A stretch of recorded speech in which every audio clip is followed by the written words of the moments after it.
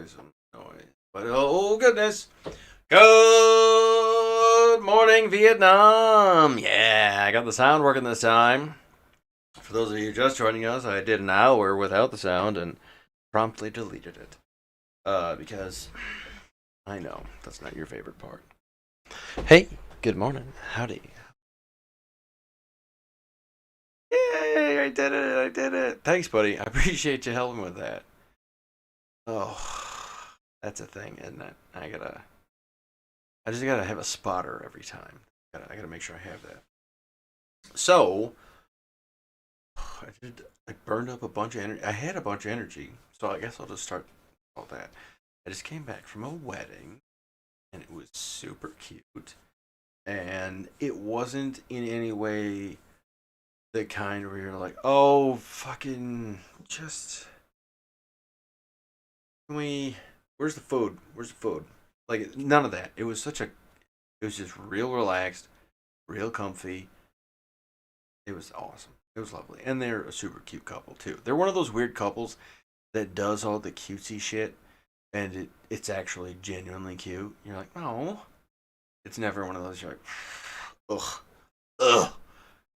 They pull it off somehow. And so, luckily, they got hit. And anytime I'm around a ton of people, I get jazzed forever. And so I'm going to be up a minute. And so I started thinking about things. I was talking to people and I was having a good time.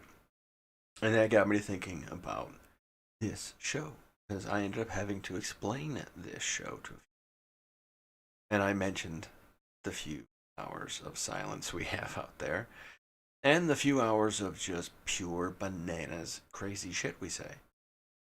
But I was trying to think about what it is we do well. And we do a lot of things really well. That's something I have to give my whole team credit for. Paul and Iggy haven't been with us for a minute because they have very important shit to deal with. And the reason there haven't been a whole lot of episodes is mostly me.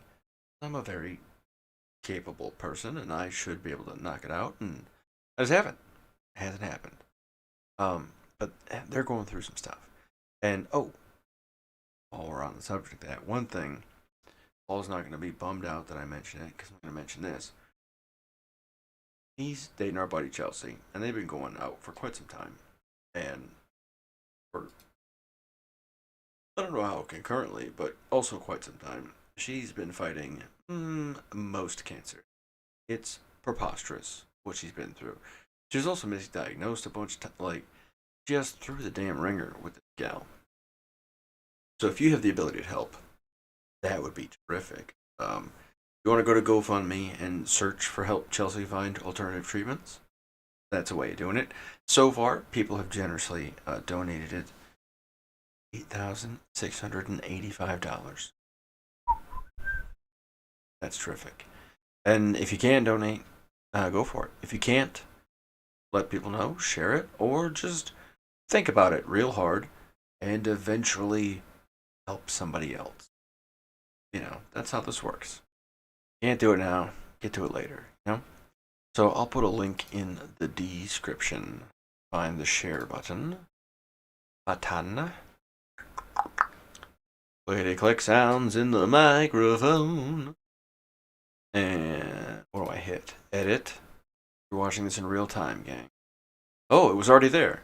Oh, from last time. But this one's shorter. Yeah. Woo! I usually have the suicide line in here. I should put that in because I'm going to mention it probably. Because, well, you know me. I'm fine. I'm actually fine. But I wanted to. I don't know. I mentioned it last time in the last hour. Remember. So. Suicide. Oh, I'm not going to sing that. The prevention line is. And they're usually really helpful. So every now and again, with any service, you're like, really? That's okay. But in most cases, they're phenomenal. Really, really helpful.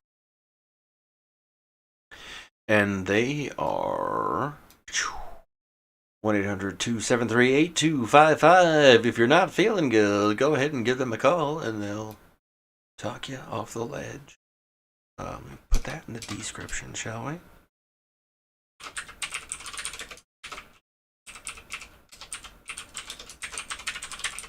And if you're not in the U.S. and you can finagle English, I'm pretty sure you can get away with it. Go ahead and give them a try.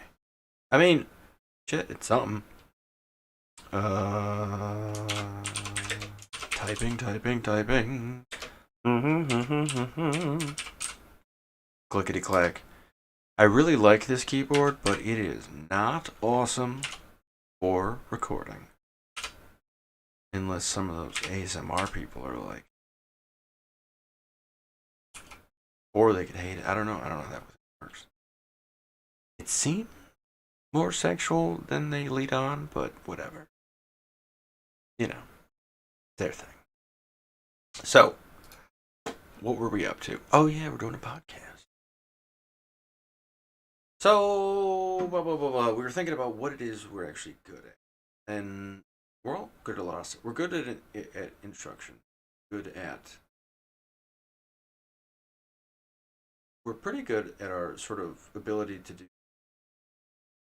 most kinds of like critical analysis. Even when we're sort of hyped up and not in our best mind, we can still get where we need to get. We are, however, not great at what we're not great at, which is like why I'm not very organized at things and time with stuff. A wizard is never late. 5%. But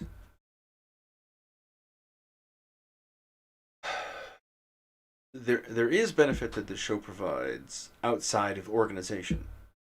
So outside of the things we put together, where there's like a PowerPoint and a schedule, and we called somebody and we made a plan. If I eliminate all of those things, is there still value? Is there still something here that is useful?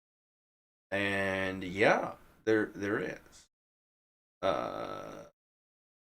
There's something to just observing a thing. So there's benefit to me being like if you took Socrates and put him in a zoo and then dressed him like a chick every now and again. It's kind of like that.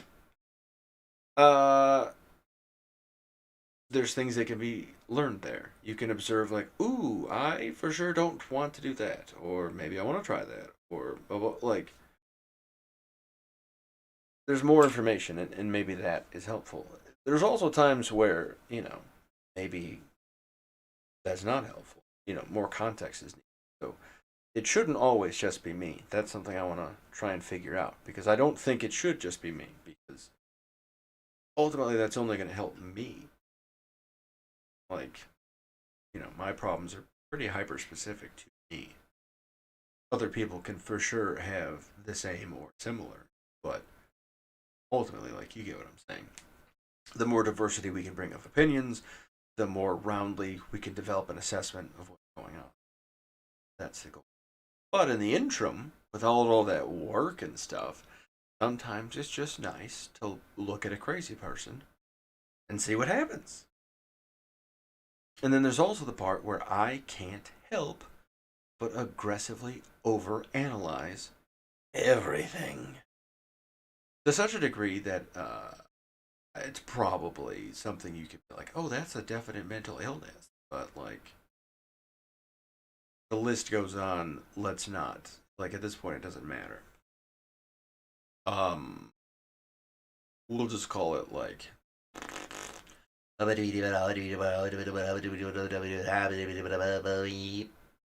something like that. Sorry, apologies. Yeah.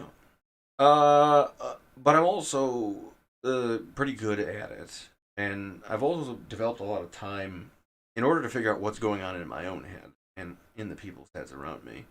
I've devoted a lot of study, and like actual study, not like what's Facebook have to say about it, but like reading source material to figure out like, oh, what did Plato have to say about it? What did Camus have to say about it? What Kierkegaard's fun? Kafka, you need to understand it before you read it, I think, or maybe not. I don't know. It's one of those. Do you spoil it or not? It's interesting. Some people hate that book. Uh, it's escaping me, but any that's how Kafka goes. Cause like, what the fuck is this? And they have the right to ask that question. It's nutty. But we spent a lot of time in it because something that is crystal clear to me is that examination of history is not purely an academic pursuit. And if I put it in the plainest hillbilly military terms, it's just the process of reading the previous shift's notes. That is all. Them last fellers who were here for us, they left a whole mess of notes on what they think was going on. So let's go see what the fuck they thought. Oh, that's where we would have found out a lot about Afghanistan ahead of time. Yeah. History was pretty clear how that was going to turn out. Like, there were ways to do it differently and ways to have a different result, but it would have required first that examination of history. Which, well, that's boring. Schools for dorks. I don't care. And regrettably, that person's a general. Not all. Most are superb professionals. And then there's always some dickhead like Larry. And you're like, what the fuck? Not my buddy Larry. He's lovely. But, like, it's always just some dude with an unassuming name who's just fucking up the entire world on kind of accident. And you're like, well, how did this? How'd you get here, dude? And they're like, I don't know. You guys want to go get lunch? What? That's the difficult thing. Most people are terrific, fantastic, and then there's always There's always ones that stick out in your memory. And you're like, what the fuck was that one's deal? They're in charge of so much stuff. So much stuff. I would let him babysit a dog. And like they got like battalions and wings and shit. You're like, holy fuck! All right, whatever you say, bud. I think you gotta go with it. Thusly, we fall into darkness. You know, we had a lot of good people, but then you hear people say like, "Hey, it's just one bad apple." And they forget that they're quoting Michael Jackson. And that the actual quote, one bad apple spoils the bunch. Ruh-roh. They were quoting the song of a little boy who was beaten into some hyper crazy voice. I mean, he may even be castrated. And then, of course, when he became an adult, creepy as a fig. It pipes, huh? The world's weird. It's pretty, but it's sharp. Like, ooh, yeah, fuck. That is what engaging the world is. Knowing you're about to hurt yourself. But, you can develop a thick skin. Or you can get used to it. Or maybe even like the pain. Masochistic people pleasers. Yeah. I think I was that for a time. I think I can still be that at times. I think it's one of them things where like you get frostbite once and it's easier to get the second time. I think there's a number of things that once you get it once, it's probably just a bit easier for it to settle in. And almost maybe, I don't know. I think it's probably different for a number of reasons. Maybe it hasn't always gone away, or maybe who knows. But we just blinked out. Oh, so here's another thing that we were thinking about doing. What we're good at, being crazy under glass. A while back, we took this medication called Depakote. And what Depakote does is steal your soul. Now, if you enjoy your prescription of Depakote and it does the things you want it to do, ignore everything I'm saying. However, when I took it, I gained, I don't know how many, but I got up to 400 pounds. Big girl. And, yeah, it was awful. And what was even more awful for me is that I couldn't move. And I couldn't move when I wanted to, and it was very bizarre. I would have to pee, something like that, or I'd be hungry, and nothing. I'd be like, oh, I gotta piss. And then I'd start to do what I thought you were supposed to do to, like, get up and go pee, but my body wouldn't move. Like, it's impossible to describe, I guess,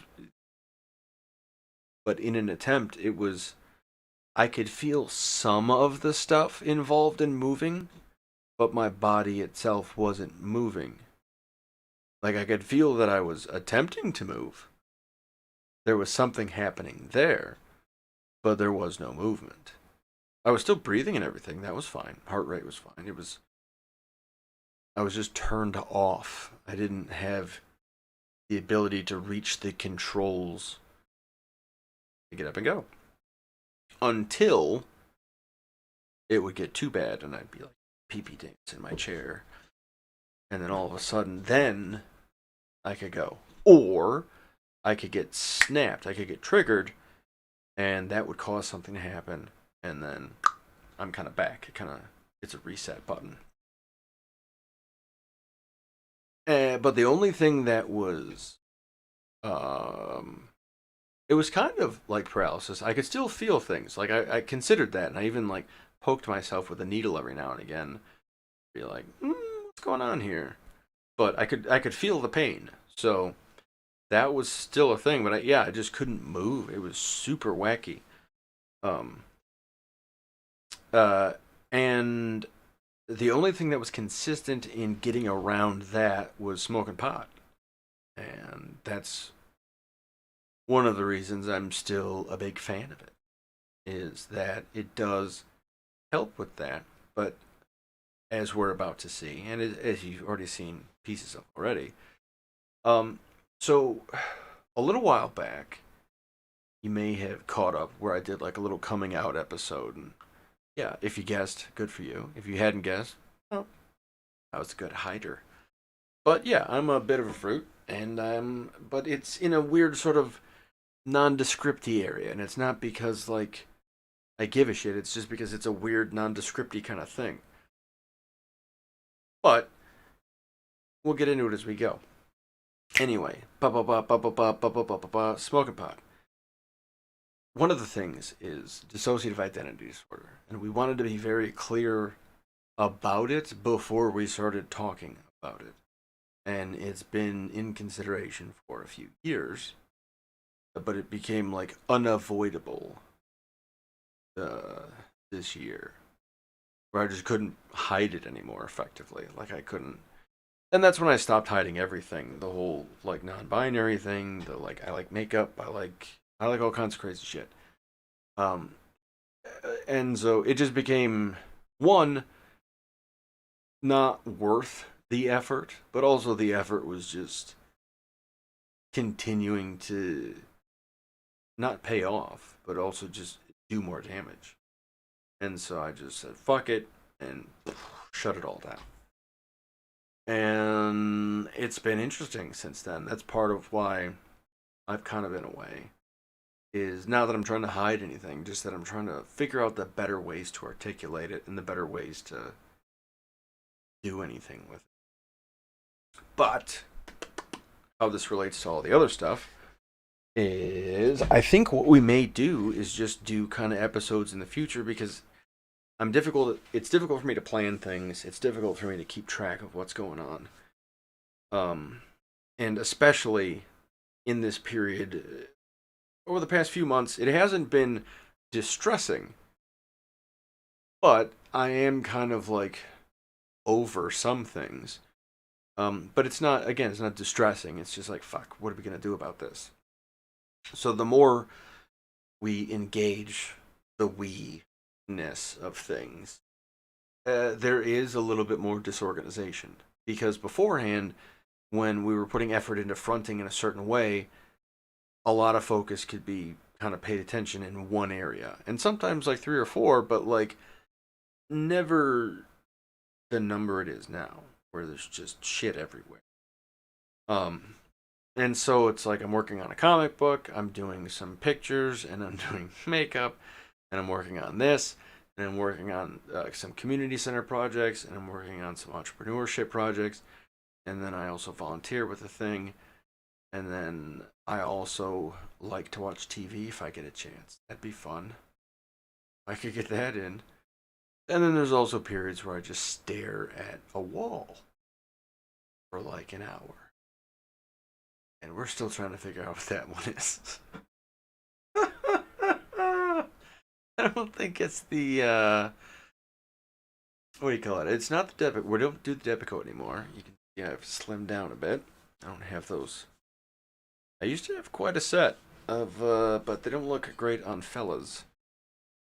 I mean, they can. I don't know. Well, I mean, they can with me now. Hey now, pop. Yeah, oh, yeah. Sorry, we'll get a little organized there. But we're thinking maybe we just do some episodes where we smoke pot. And, because the thing we found in that Depakote period is that it unlocks, maybe unlocks is the wrong word, but it establishes a thinness or a flexibility in because not everyone who has DID has it the way I do. And I most assuredly don't have it the way a bunch of other people do. But what happens to me is I disassociate, which is essentially like my computer goes into safe mode. Just goes, woo!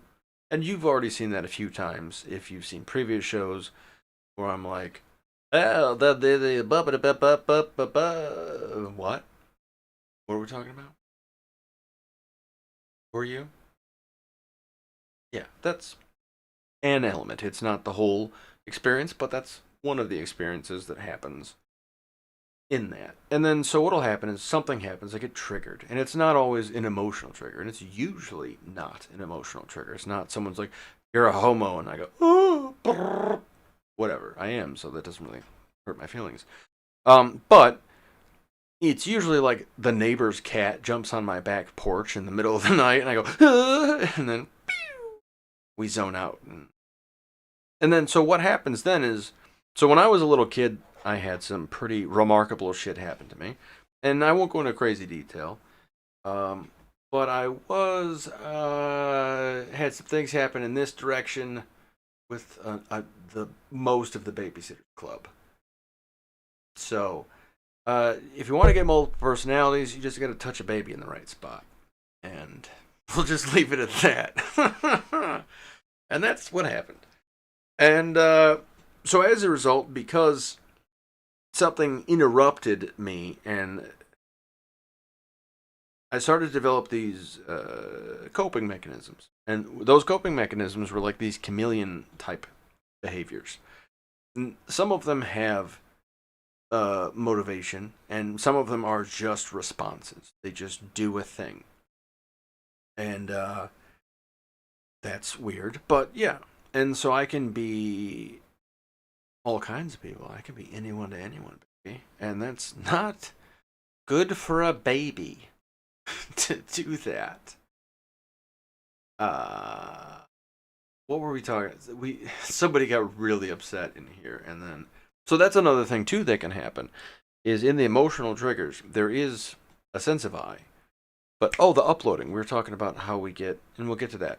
So we can be triggered by outside stimulus, but oddly enough, we can be triggered by inside stimulus, and it is functionally no different than you bumming yourself out. It's just I go through a bunch of dumb steps to get there, which, all right. But, I mean, that's been an interesting thing with this whole process, too, is that I still have PTSD and depression and anxiety and all these other things that kind of come with it. It's not, you don't just get one. It's not how that works. It's usually you get a few at a time. And remarkably, because I have such detachment from it, it's given me an ability to observe it a little bit more effectively than other people can. Because I can step out, so I can watch myself experience the thing. And then I can also get notes in real time from other versions of myself. It's like the Council of Ricks in here. And yeah, one of them's a girl. A couple of them might be. I don't know. And that's the crazy thing too. Is like not really a girl. It's just where I stored things that I categorized as feminine that starts to make sense because I came up in Don't Ask, Don't Tell, and so there was a survival sort of mechanism put in place of just we just don't talk about it. We just don't think about it. Boop. Because it was against the regs to actually think gay thoughts too, which I thought was kind of funny. Like, how you figuring that one out, bud? Yeah, I don't know. I'm guessing that he's thinking about gay stuff. What? Yeah, man.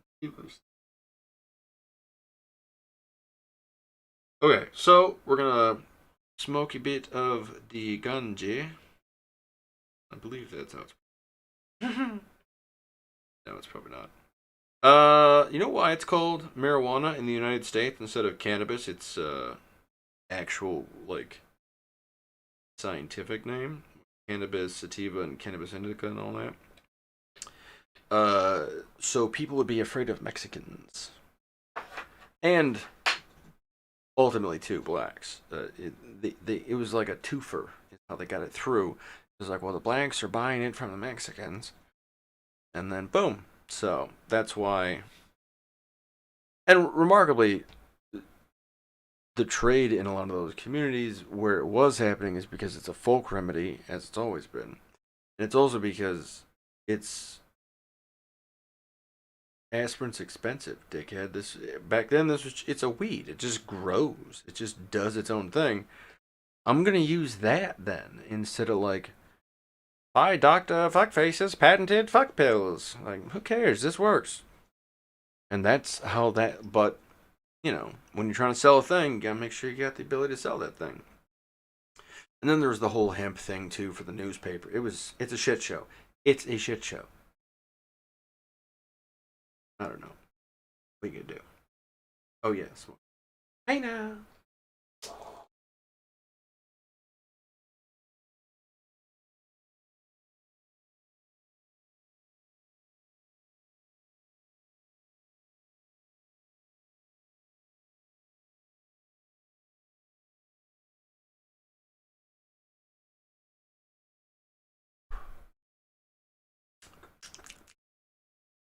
Hmm. Don't smoke pot if you don't feel like it's a thing you want to do. Don't feel pressured. It's not cool. Like I enjoy it, and I think some people that do it are cool, but it's sure as fuck not because of it. Like I'm there's a few people it helps for sure. Where you're like, you there you go, now you're better. But no, experiment, but be mindful. Always be mindful. Know you're hurting yourself. I'm setting a thing on fire and then sucking it in, and then my brain gets weird for a minute. That can't be all the way good, right? That's all the effort you got to put into it, and then at least you get it's a head start. They're starting. I'm trying to shut them up so I can work.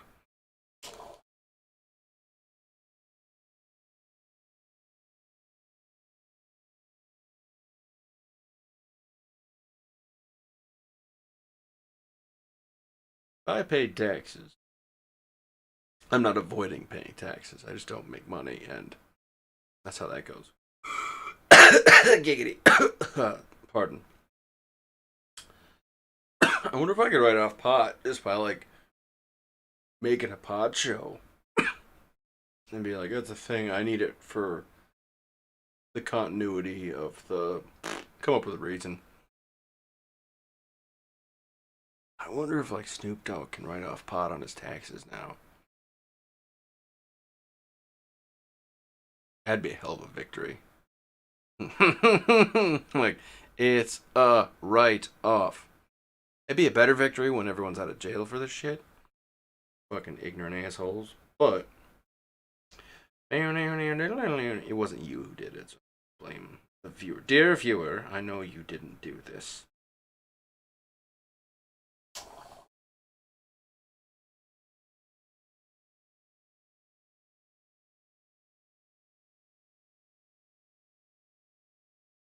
Did I already talk about why we lost Afghanistan? I didn't do anything right then and there during the whole pull-out period, which is still an ongoing situation if you're watching the future. But, oh yeah, I think I mentioned some of that because we didn't win because we didn't put forth the right effort required to win. And that had we put forward the effort required to win, we would have won. Yeah, I think we got. Might have been in the last hour. What are you gonna do? And then I can't remember if this last hour or whatever, but I should clarify too that the troops put forth the effort. It was a team effort issue. Back home game was fucking weak. Weak. All this reality TV horse shit and like. In today's news, someone else's vagina. In other news, more dumb shit. Ba-da-ba-ba-ba-da-ba-ba-ba. And that's the news. What about that fella who got killed? Fuck him! Oh, okay. Kind of what it feels like to be a vet or in the service sometimes.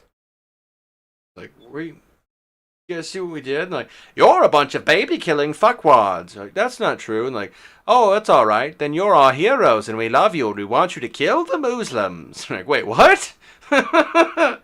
Like, there's always just some weird fucking other lean. It just because people don't recognize, like, you know, it's a job, right?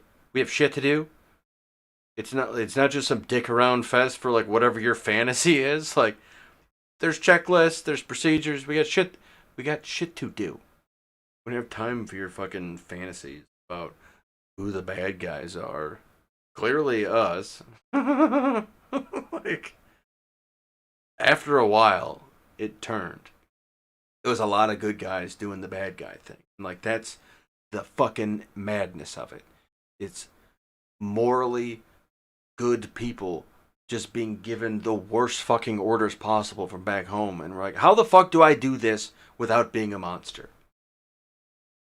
And then back home, they're like, who gives a shit? We got reality TV, so. Have you seen Pawn Stars yet? Yeah, we're gonna do that. Fuck your war. But finish it, please. Could you? It's been taking forever.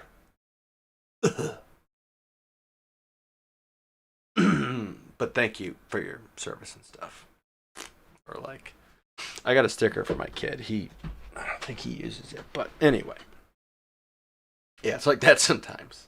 But honestly, most people, again, everybody's lovely. It's just, even brilliant people can be morons, because if you're educated with only bad information, you're a fucking idiot. You're just a well-educated idiot. You're like, well, everybody knows that the surface of the moon is made out of dog hair. But then there's the moment, too, where, like, you get the looks from everybody who's like, it's not made out of dog hair, buddy. And you can do a few things as a result. You can go, what do you think it's made out of? Or you can go, it's made of dog hair, asshole. And then there we go.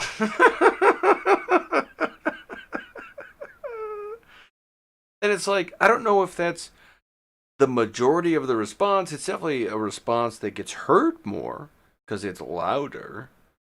But it's definitely not the better response of like, hey, buddy, I don't know if you know, but Pastor Ted said that if I lick the back of this waffle iron, it's going to cure hepatitis. And Pastor Ted's a good dude. So, I'm going to do this. There's nothing I can do to fix that. I just gotta hope they lick either the right or wrong waffle iron and figure out, like, I think this is doing it. That's the thing I understood about Buddhism. It's how, like, one of the things that made me participate in the ritual side of things more clearly is because I hope other people get this realization. Because a lot of times people will describe one of the processes of this ritual as causing a result. And yes, to them, to the people who are like, hey, bud, it does a thing, I buy it. Trust me, I'm in. I'm just trying to explain it to people. There's this thing you do where, on the face of it, you sit in a room with a bunch of really nice people, lovely, lovely people, and mumble to a piece of paper for a little while. And usually it's beautiful. It's not like blah, blah, blah, blah, blah, blah, blah, blah, but like legit chanting. Like, I can feel it in my chest a bit. This is kind of, there's something, we're all kind of buzzing here. This is fun. There is a thing, but I'm boiling it down for a very specific reason. Because I had that recognition of, like, what am I going to find? What is it that I want to find? And then I was like, well, ultimately, this isn't going to do it. The thing I'm trying to fix, me sitting here chanting, is not going to fix it. And the only advice these fuckers give me is to chant about it. Fine.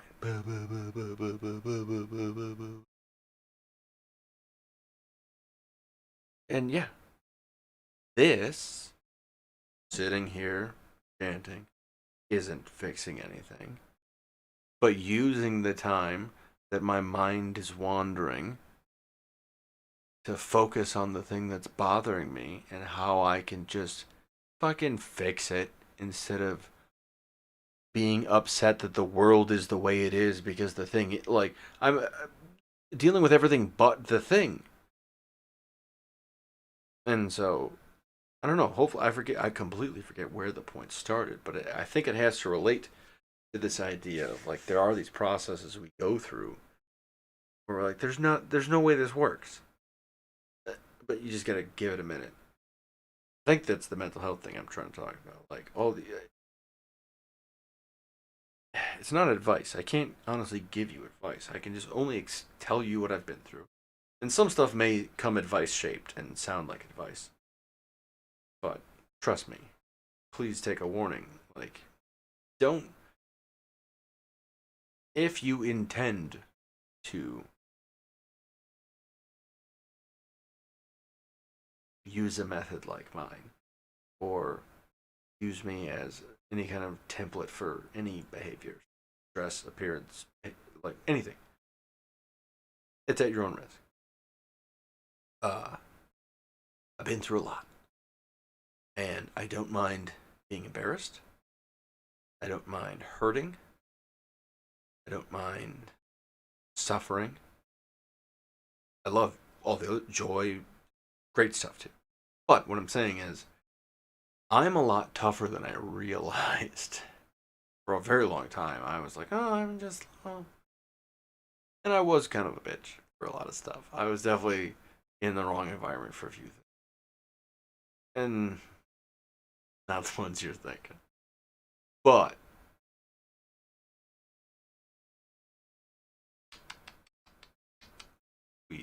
somebody got weird and then backed out. So we're trying to collect our thoughts again.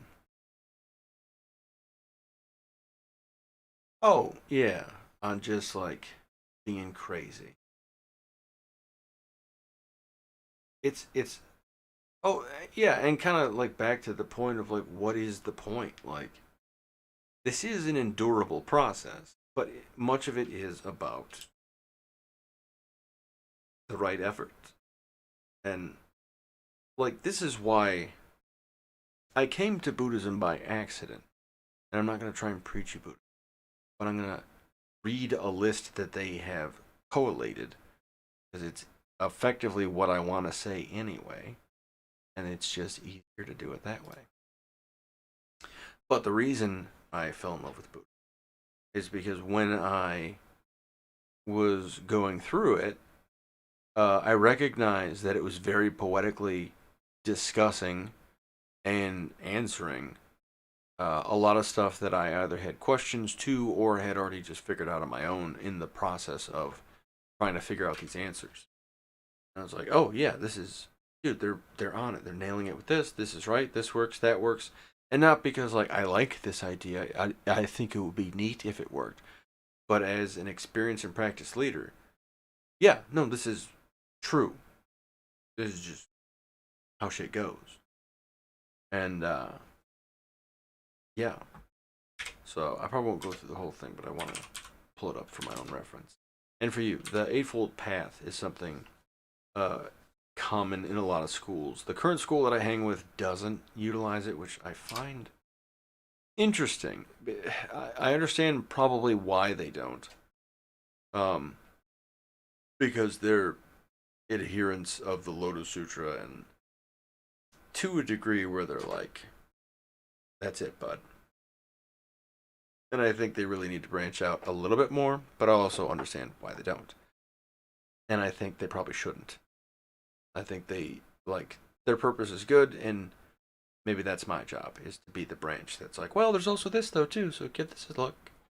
And then, you know, you don't always have to burn the house down to get out. You can sometimes find the door.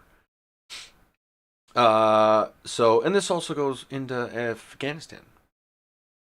Why we lost Afghanistan. So the Eightfold Path talks about.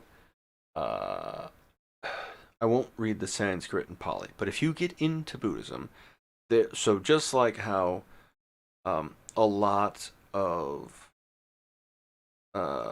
Christian text starts in Greek, and I think there's some people I've heard people say stuff's in Aramaic. I know Greek for sure was a big starting point because that was the sort of academic language of the Mediterranean. And so if you were trying to get something published, you put it in Greek. Same way you put something in English, or probably in English and Spanish, and it wouldn't hurt to do Chinese. It's just like, anyway, you get it though. So, because that's the people who are, there's also communities, there's a lot involved in that. Anyway, that's to say, there's a lot of Chinese in Buddhism that you don't have to learn the Chinese part. Because the Chinese there was a lot of discussion in Chinese, so there's already plenty of translation and a lot of untranslated, so maybe that's a project. But it's Chinese translation of a language called Pali.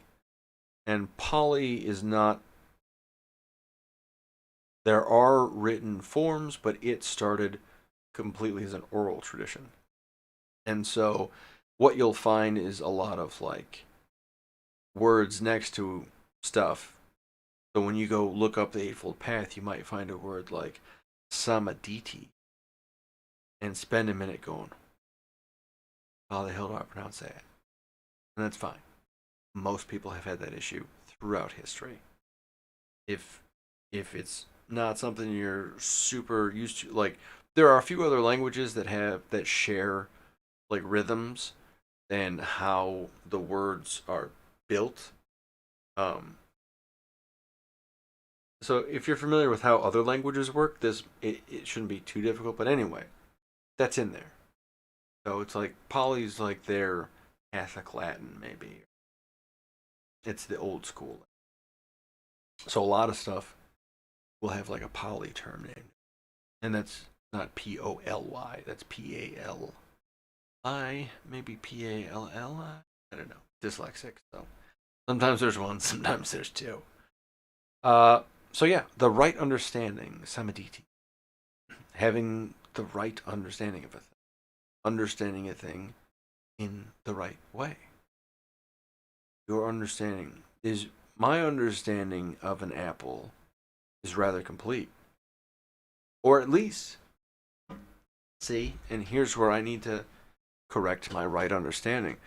My understanding of the apples I have consumed is rather complete, but to only my sort of capability of understanding those apples.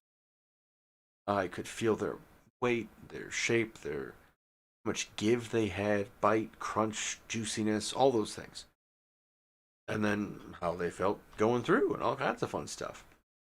I don't know their nutrition value. I don't any of that stuff.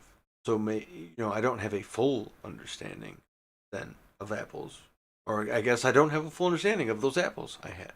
So what is then my understanding of apples? I know that I can understand apples as far as I can sense them, and I know that like I can't feel it always moving through my tummy, and so that there's a large time that I can't even sense the apple when it's in me. Like I have you ever just as a thought experiment be like, can I feel myself? I mean, sometimes you can feel it. You're like, it's happening! But a lot of times you're like, oh, BRB.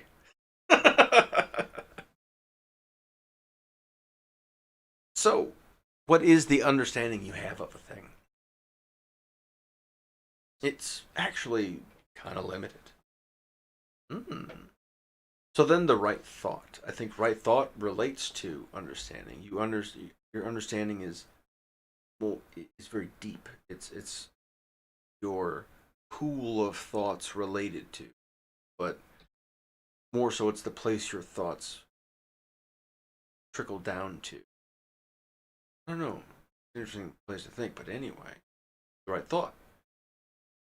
And that's not the correct thought, the appropriate thought, the right thought.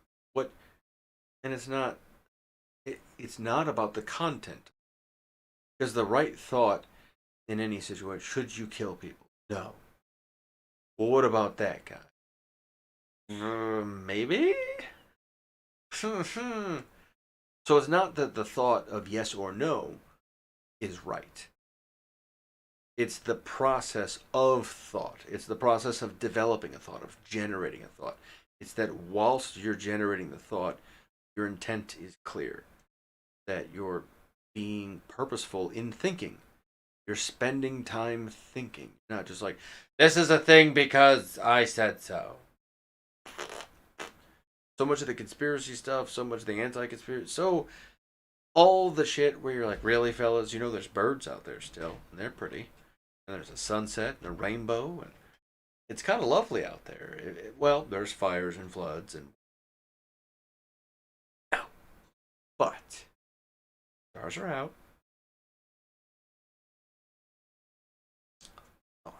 Right speech. This is one I struggle with. Right speech, I struggle with deeply. My grasp of language is just as disconnected as my grasp of identity. So although we don't necessarily have separate names, we do have an awareness of difference. But we all affect Steve because it doesn't make a difference. Now, some people with the ID, maybe it does make a difference. Maybe they need to be. I'm Cheryl right now, and I'm doing Cheryl shit. Okay, like, okay, all right. And sometimes I get that way with Jenny, but Jenny's not. Jenny is me. Jenny is me in those moments that was locked away. It's segments of. It's the larger self, segmented and partitioned. And so Jenny isn't because Jenny demands to. At times, maybe there's something we could put in a comparable column. that kind of. But for the most part, just J Drive. It's a nickname for that set of whatever the hell this is that sort of typically is associated with, and that's kind of just part of what, in my own experience with what it is, like it's not the different elements have personality in that they are expressive, but that's not to say all of them are accessing consciousness. Some of them are just like, you ever see somebody cut a fish's head off and its tail starts moving and shit? The body is experiencing and moving, but the head's sure. I mean, the head's it's doing its own thing though. It's way over there, and I think that's kind of what a little bit of that is what I'm kind of going at times. Is that there becomes this disconnect between the upper floor and the lower floor. Where are we? Yeah. To the checklist. Oh, Buddhist stuff. Where we get action. Fine. Right action. Well.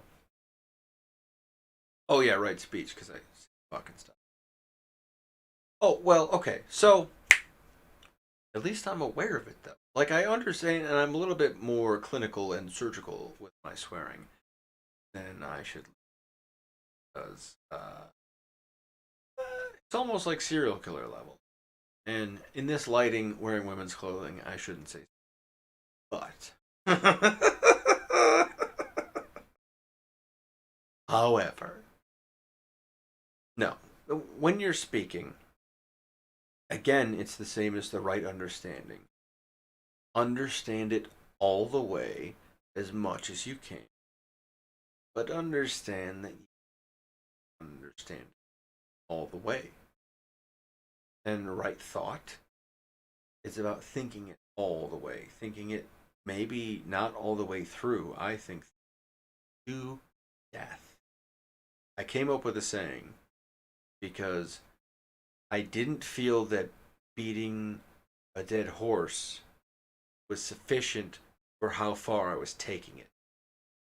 And so I would say I was giving a dead horse a black eye. Like I was trying to make something happen. And it's the same thing, but like it's just brutal. And it's funny though, too. Because here's an element of right speech.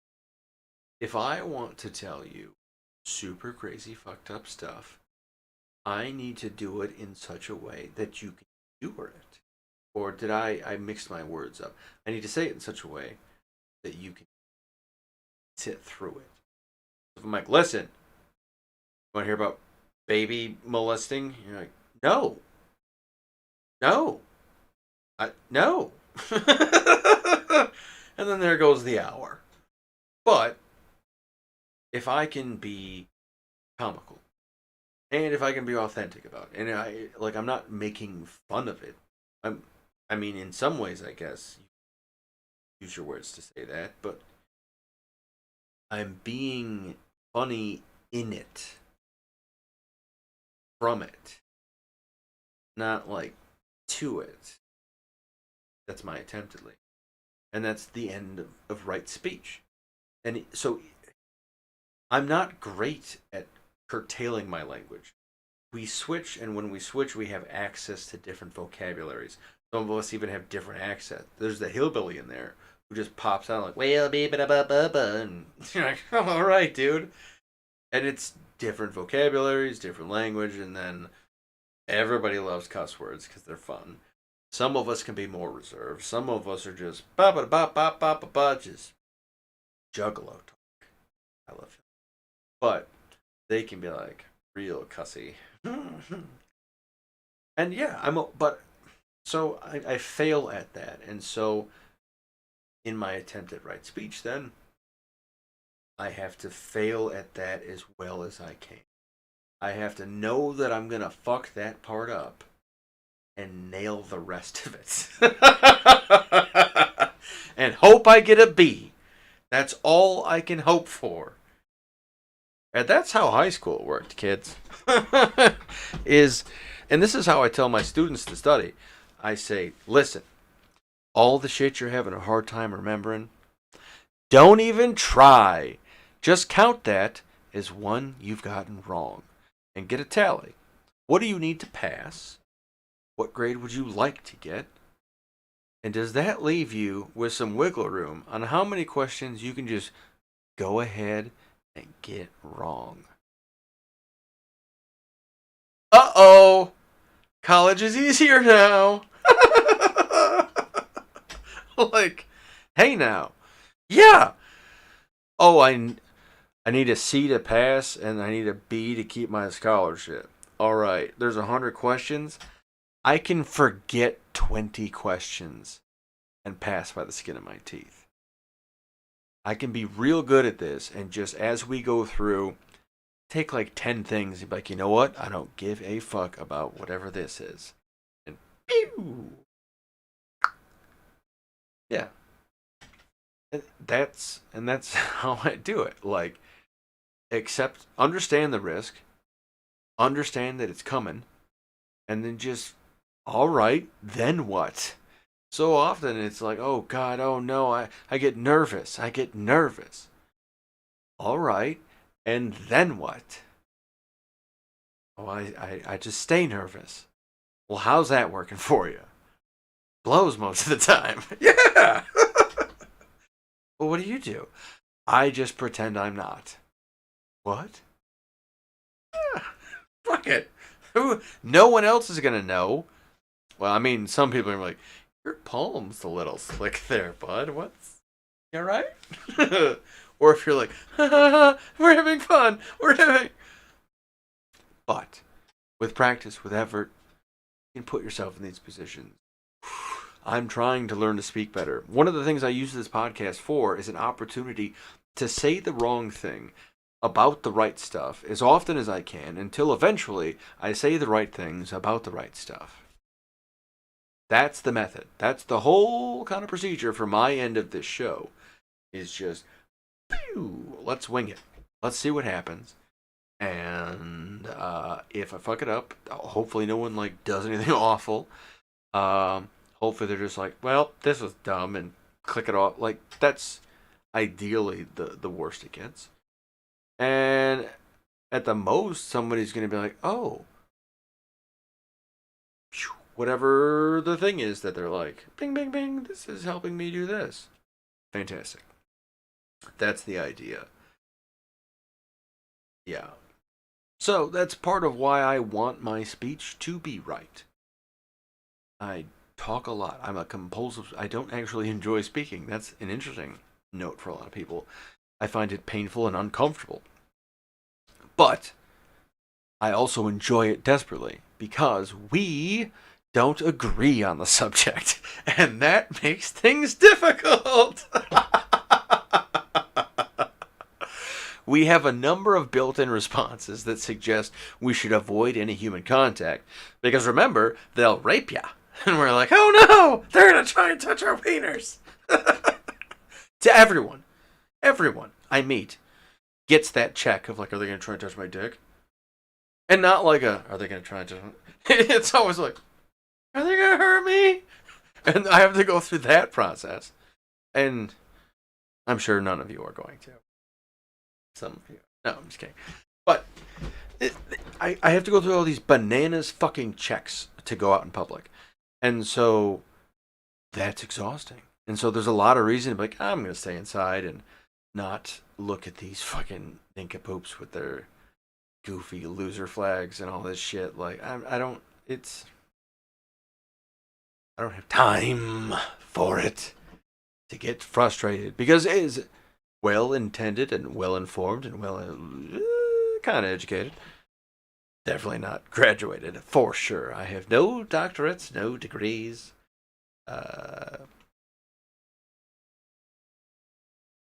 No. Yeah, I was like, wait, did we go to college? We definitely went to college. Few colleges, few times. But we don't have any degrees. Because we can't finish things we start if we don't find them valuable. Ooh. Yeah. A lot of times through college, I'm like, I'm just here to learn what you guys are talking about.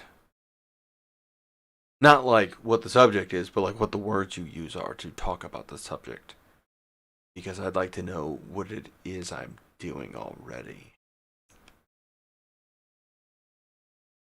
And then learn new stuff, of course. But like a lot of times it was just like, what is this called? Well, this is called color and value and shade and hue. I'm like, ah, cool. All right, bye. I tried. I did try, but like I can't read so good, and that gets in the way.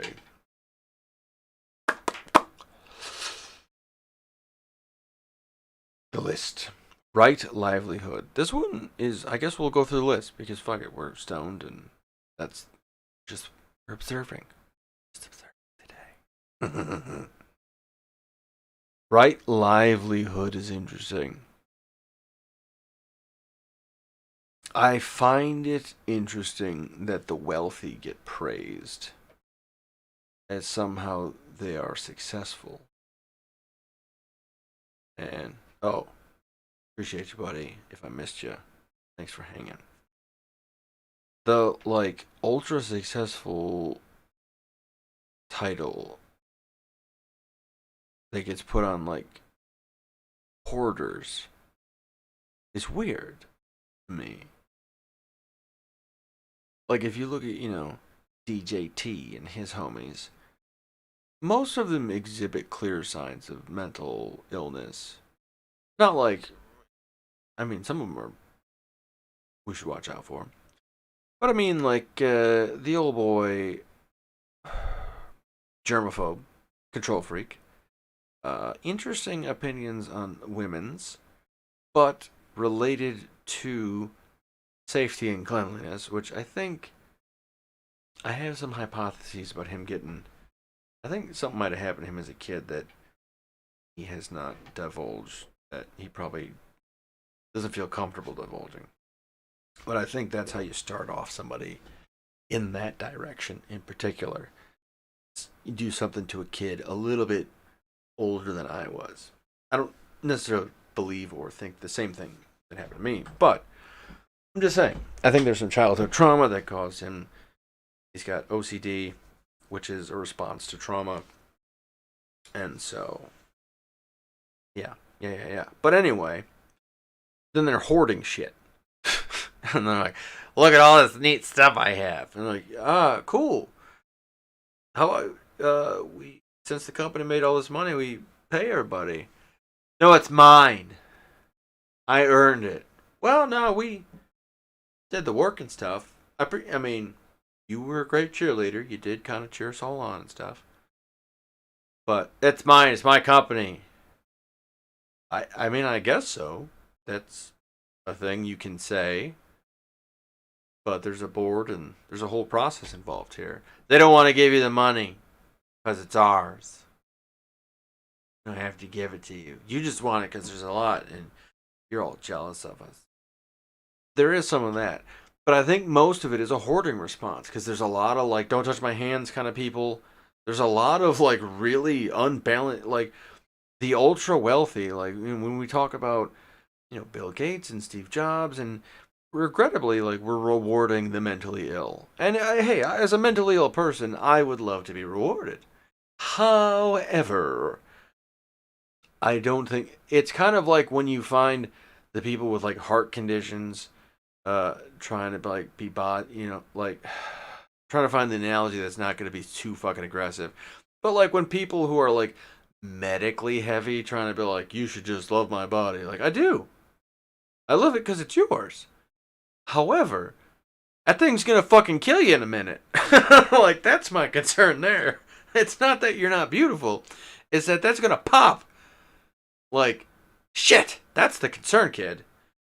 It's not a, but how do you articulate that without hurting somebody's feelings? I'm sure there's at least 6 people like, fuck you, man. I'm like, sorry. Sorry. But remember, I was 400 pounds. I don't know if that helps, but like, I was a big fat girl, and it didn't. It was awful. It was awful. For like 150 pounds of it, belts were an enemy. Not only did they really not work, they weren't holding shit up. They just constantly fell. The buckle would just it get in you like a medieval torturer, just cutting shapes into your fucking gut flaps. Just all the new shapes you developed in your fucking weird body. Like it's beautiful because it's me and you and we all. It's part of this. It's all part of it. And yeah, we can all admit too that like there's some other ones that are pretty good looking just for being good looking. And that's a thing. It's okay. We can recognize that. We can recognize that it's something we'd like to have. It's and the fact that someone else has it, like, fucking hey, good for you, kiddo. Like, that's difficult to do. This garbage fucking. You want to see something? You ever roll a marshmallow through cat hair? Is this gonna be a terms of service thing? Me stripping? Da da da da da da da da. Look at that. This took so much work, and that's not. That ain't nothing to write home about. It looks like somebody dropped their like mouse pad, the like thing you put under for like my carpal tunnel, and then like fell into something. And it's got the like there's like a little there's shapes on top of shapes, kids. But I'm glad it's there because the other thing was it was not fun, and then my belts would fuck it up, and it was.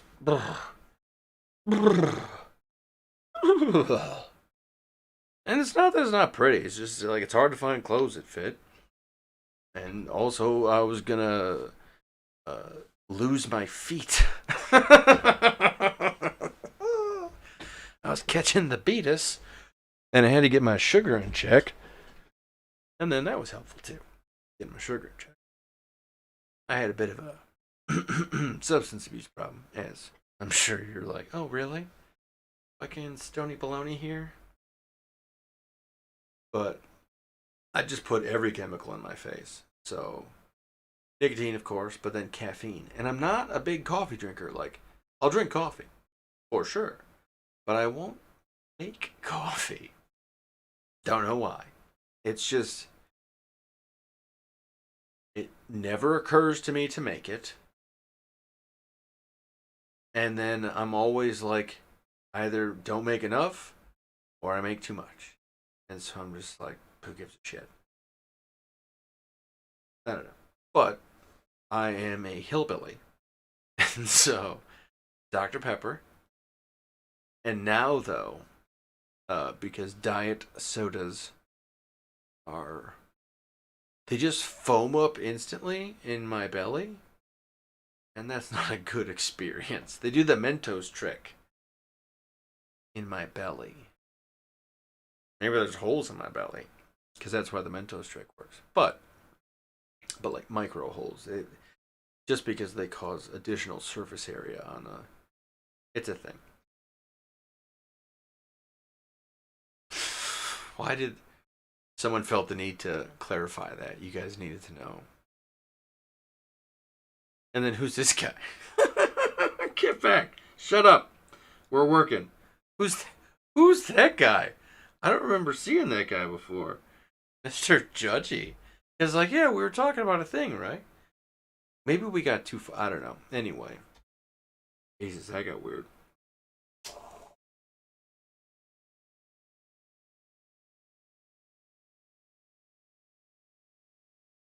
And I'm not sure about what pot.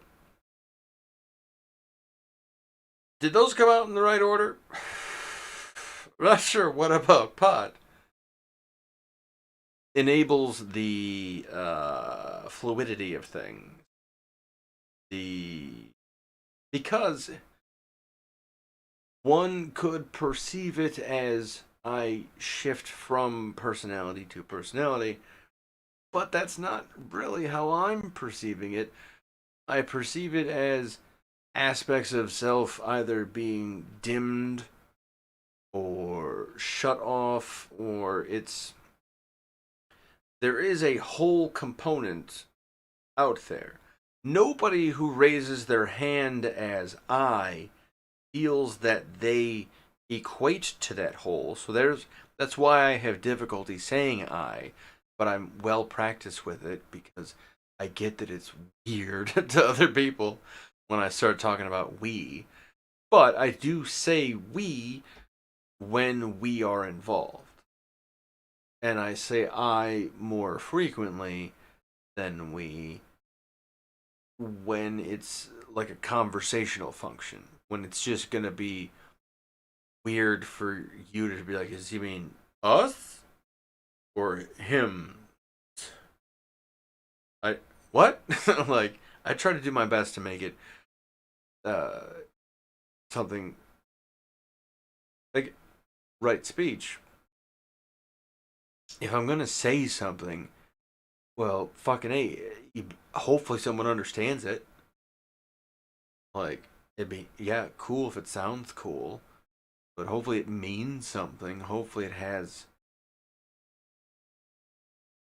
I heard this thing a while back when I was a kid, and it always kind of blew my mind. And it's always kind of impacted my thought in just like a weird, kind of funny way. Where they said that, like, they were, I forget where it's at, but they were talking about some crazy point in space where the first baseball game is at right now. The first televised baseball game. It's actually at a bunch of points in space because it was on a radio broadcast set in a bunch of different directions. But it's like light years out now. At the edge of space, like someone's gonna be like, if someone at any point in space has now the band is going to expand, and so they're gonna need a really long antenna after a while. But anybody with the capability to receive the signal at any point in all of existence for the next 320 quadrillion years, which is as long as existence thusly is supposed to work out for, uh, you can pick it up.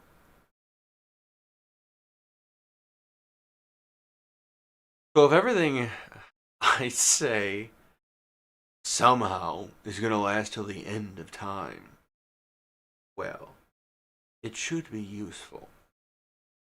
I would hope that that's my intent. Is that there's some value there other than like what the this is weird.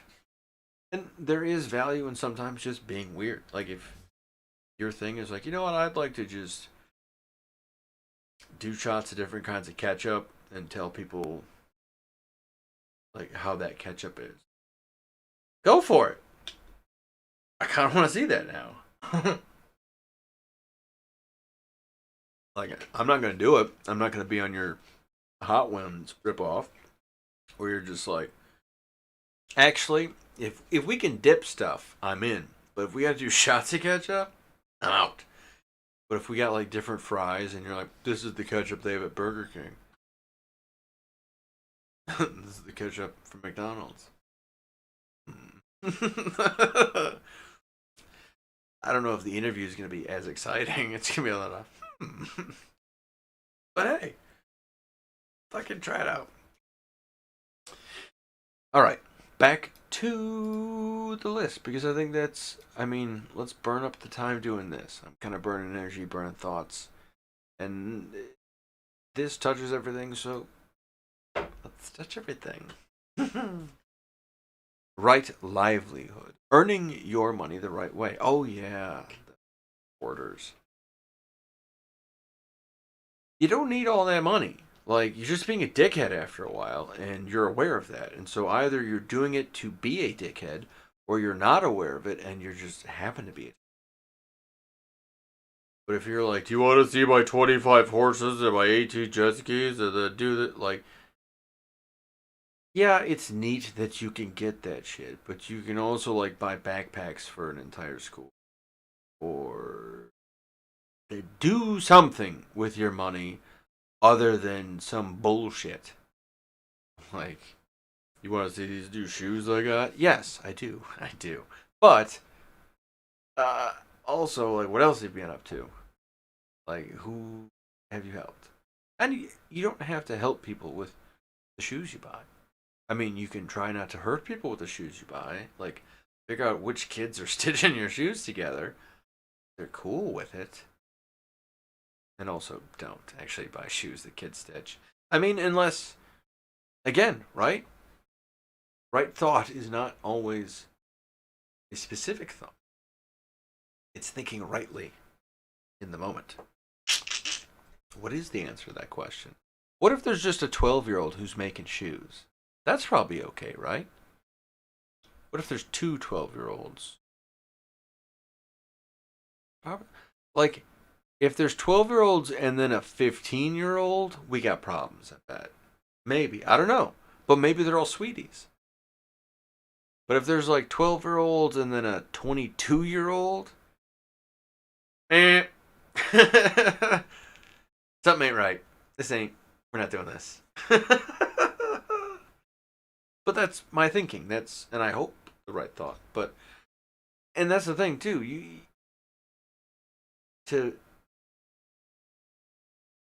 be a saint, I guess. Because that's the interesting thing. I don't know that people recognize themselves as saints as often as they ought to. Because isn't that the opposite of a sinner? Is that, like, what is, if you're not a sinner as an identity, where you're like, I'm out there sinning because it's fucking cool. Sometimes sins are cool, but must be aware that you're sinning in the process. But if you're someone who endeavors not to sin, like, there's no real neat title for someone outside. Like, Buddhism has all kinds of titles, and they have ones for that. But there's not like I mean, other words will sometimes get tacked, but it's not the right word. Like, I'm sure someone in their head is like, oh, patriot. It means patriot. No, I don't mean patriot. But you're close. You're close. You know, it's it's one of those. It's out there, kind of still. I don't have. Write in the comments. Let me know. So then the next after right livelihood. Well, maybe did we finish because rather than shitting on the wealthy, you know, what is the right livelihood? Beyond, is it ethical? It does the result of your effort harm a person? Well, then let's swing it around at you. Does the result of your effort help you? If you're working at Amazon, pissing in bags, and I'm being a hypocrite. Amazon's one of the few places I can find lady shoes in my enormous size. And hey, if you've got girl shoes in my size, hit me up because I'd love to wear them. That's a 15 in ladies, 13 in fellas. They're bigger than my fucking head. Livelihood. Oh yeah. Does it bring you joy? Are you like, thank God I do this? Thank God. This is the gift I was given.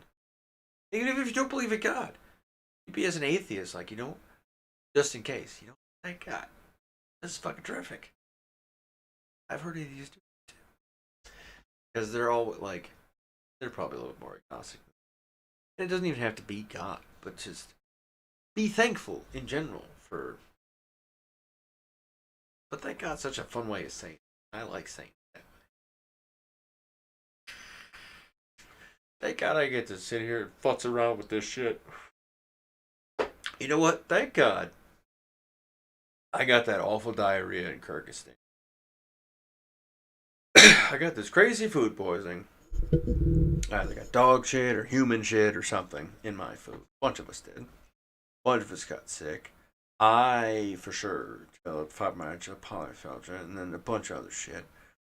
But I have IBS, which is just as sexy as it sounds. And all kinds of food just ain't happening anymore. Meat, interestingly, just like not. It depends on the preparation. It really depends on the preparation. But I can't deal with like most fast food beef in particular, and then fried chicken just because of the oil. But that's Depakote exploded my gallbladder. Side effects.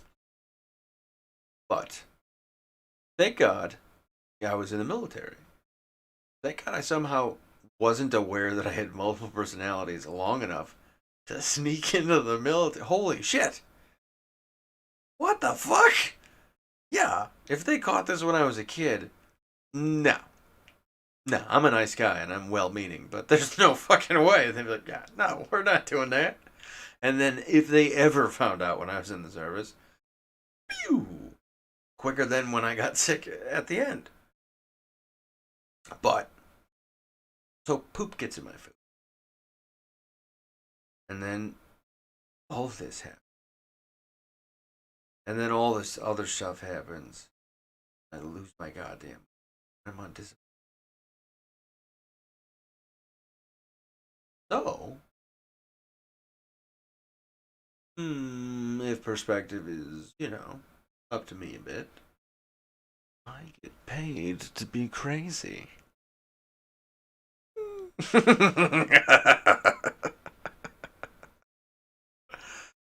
So I might as well be good at it.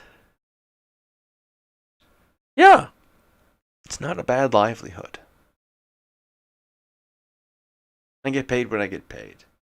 It's not great, but it's way better than nothing. And it's not enough that I would feel comfortable having like a family, which sucks. But that's true. I couldn't have a family with this. So I don't. But, I can have other things. Shit happens when you party naked, I guess. But I get to do what I want. I'm working on my comic. I get to be, because I don't have kids, I can try all kinds of things that would risk other people that you can't do with kids in the house. And I'm sure a few of you are like, sex stuff? He means sex stuff. A little bit. But other stuff too. Just all kinds of shit where just yelling in the middle of the night, working out ideas. Like, what the fuck is this? Like, can't have two people screaming at night. It's not helpful. Baby's up yelling, I'm up yelling. Wife will just shoot herself. I watched your suicide video and it didn't fucking help. I'm like, sorry, I don't know what to do. I don't know what to do. But that's me being crazy, right? Because I'm sure some of you are like, you could figure it out and you're cute. I'd deal with it, right? Someone out there. Those things are lining up. But like, hey, that's... But again, the right thought. I just have to recognize that I think that way and it does what it does. And I can either, oh, you dumb asshole, why are you thinking that way again? Or, there it goes again. Well, because it's choices at that point. Because the thing is going to happen. It just, we're doing this. How are you going to deal with it? So, that goes into right effort. And you probably likely heard these last three in these few four. Or we're getting tripped up, and I just burped up. Woo! Bit of I think it was Traverse City something whiskey. Lovely. Had a bite on it that I wasn't familiar with. It was interesting. It was like well, I also had lime juice too, but it was, I don't know, it was interesting. It was like a refreshing, I don't want to say menthol because I don't want to give you the wrong impression, but there was like a bite. The bite portion was comparable. There was no mintiness. There was no like breath action. But anyway, it's Louise. After right livelihood, right effort. Always need to put forth the right effort. That was my argument with the whole Afghanistan and Iraq and the entire global war on terror. It was an effort issue. We didn't put forward the right effort. There's a certain amount of effort required to get this shit done. It's a math problem, really. Everything really is kind of just a math problem. And unfortunately, people have been described math in such a way that they think it's like magic, arcane shit, and they're like, oh, there's these symbols, and then there's these others, and then what the fuck is that symbol? And now they're inside of a symbol. Ah! Yes, that portion is arcane horseshit developed by geeks to talk to one another. But math is a language just talking about what happens when you bump some shit into some other shit. That's math. What happens when you do that to that? Oh, neat. Or if we have a bunch of them and then we get more, but like kind of like a certain amount. Like we get 4 every time. Like, yeah, okay, we need a thing to represent 4. I'm going to draw this. That's 4. Terrific. We'll go with it. Like but it's talking about a thing. In a lot of cases, like physics, that's just discussing a process. Like they're gonna say, well, here's gravity, and then show you a string of shit. And you're like, how the fuck's that gravity? And then to somebody who knows this crazy language, same as the Pali or Latin or any of these, they're like, oh yeah, that crystal clear. This is that, that's that. And then so this is saying these things are mushing up that way, and then these are doing this, and that's, you'll get it. But like that's the difficulty of math. The effort of a thing. There's the result we wanted required a certain amount of effort be put forward. And that total effort was not put forward. And that's why again, we can't discredit the effort of the people who were putting the effort forward, because they were putting forward the appropriate amount of effort. It's just the other people were not. And I don't think people understood that, like, it's a national process of going to. They thought it was just like, oh, the Tigers are playing again. No, there's a whole thing involved here, people. Well, I got the stickers. And I'm being cruel, but I'm trying to target some very specific people to go, oh, fuck, was that not a thing? Like, that's all that's for. I understand you meant well. I understand everyone meant well. I hope I have made that clear at some juncture. That, like, I get it. But the road to hell is paved with good intentions. Terrific song. And it's fucking true. It is true. Ooh, ooh. Ain't nothing truer. All the grandest conspiracies in the world are 6 people trying not to show you a picture of their wiener or something. It's always like, you did what because of what, you fucking asshole? I just didn't want you guys to know I did this thing. You burned down the whole thing. The whole... Oh, shit. And so many conspiracies are just hiding a thing. Well, that's kind of what the word means. But, like, it's these grand attempts to hide something dumb. You're like, oh, I hope it's the devil, because this is a lot of fucking effort. And then you get there, like, God damn it. It's just dick pics or something stupid. Well, in some cases, though, there's some devilish behavior. You got people behaving as devils. I don't believe in a devil. I think that's a bit of a dumb notion. And it's a misinterpretation of scripture for sure. It ain't got nothing to do with Christianity. But one can be devilish and one can enact devilish behaviors. That's a thing. For sure. Anyway, that's a bit about the effort, I guess. Do right effort. When you put forth the right effort, you get the right result. Sometimes you don't get the result you want, but you will always get the result equal to the effort you put in. Sometimes you can get cheated because someone else is putting effort in another direction. That's true. That's true. But in most cases, not because of some conspiracy stealing out of our cupboards. It's no, we just didn't do all the shit we had to do. There's a checklist. There's procedures. There's processes. Let's figure out what our objectives are for the war. That'd be a head start. What do we want to do with this war? What would we like to see done? Oh, you'll get back to us? We're here, though. Ready to just want us to start. Start what, then?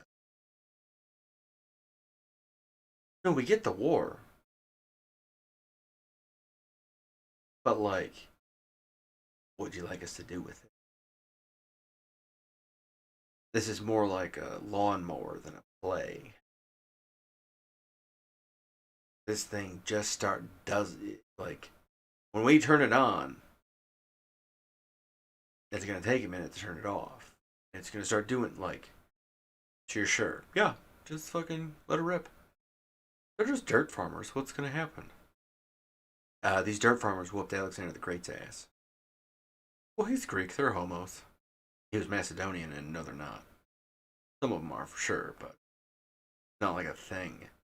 Well, they used to. What are you talking about? Can we fight this war? Well, I don't know. And that, ladies and gentlemen, is the DoD talking to Congress. Like, what do you want us to do? Defend freedom! Defend our freedoms! Our freedom is not being defended. We need to defend it. So you go defend the freedoms. Fine. Fine, we'll go defend freedom. Fucking children. And that's how Afghanistan happened. My deepest and sincerest apologies to the generations of people we fucked. I assure you, not to the same degree that we got you. We were for sure getting ourselves. And karma is real. Karma is not magical checks of like ding ding ding, good points, bad points. It's just the natural result. Karma, and this is true, the academic and truthful analysis of what karma really is the same as, in a number of ways, shit happens. But karma is the portion of shit happens where you're like, but you kind of saw that coming. And you may not, but like it's, you know, the butterfly flaps its wings and then a wave starts and then it's tsunami. That's not how tsunamis start. Don't worry, don't start killing butterflies. But these ideas that a thing can bounce into a thing and a thing and a thing and multiverse stuff. Ooh. That's that. That same thing. So when you put forth the right effort is part of an equation. But you tap into that equation becomes more readily recognizable. Or at least how the syntax works, I guess. It's not like you, oh, there it is. But in some cases, you're like, there it is. Same as gravity. Same as circumference of a circle. It's pretty much the same. As long as it's a circle, you're good. It's pi something. Who's dyslexic? I know what it is, though. I can see it. But writing it's such I don't feel like it. What is that gesture? We're directing ourselves now. The effort. So yes, there is right effort, as in this is the correct action, but not because it is just like the right answer. Is it always the correct? Is this always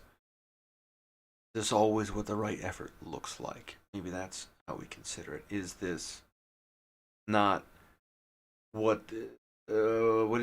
I mean, that's probably better. I shouldn't. Dead horse, black eye. Yeah. So be considerate of the effort you're putting forth. Is what you're doing every day the right effort? I'm slaving away at this job. Okay. Sometimes that's a good thing.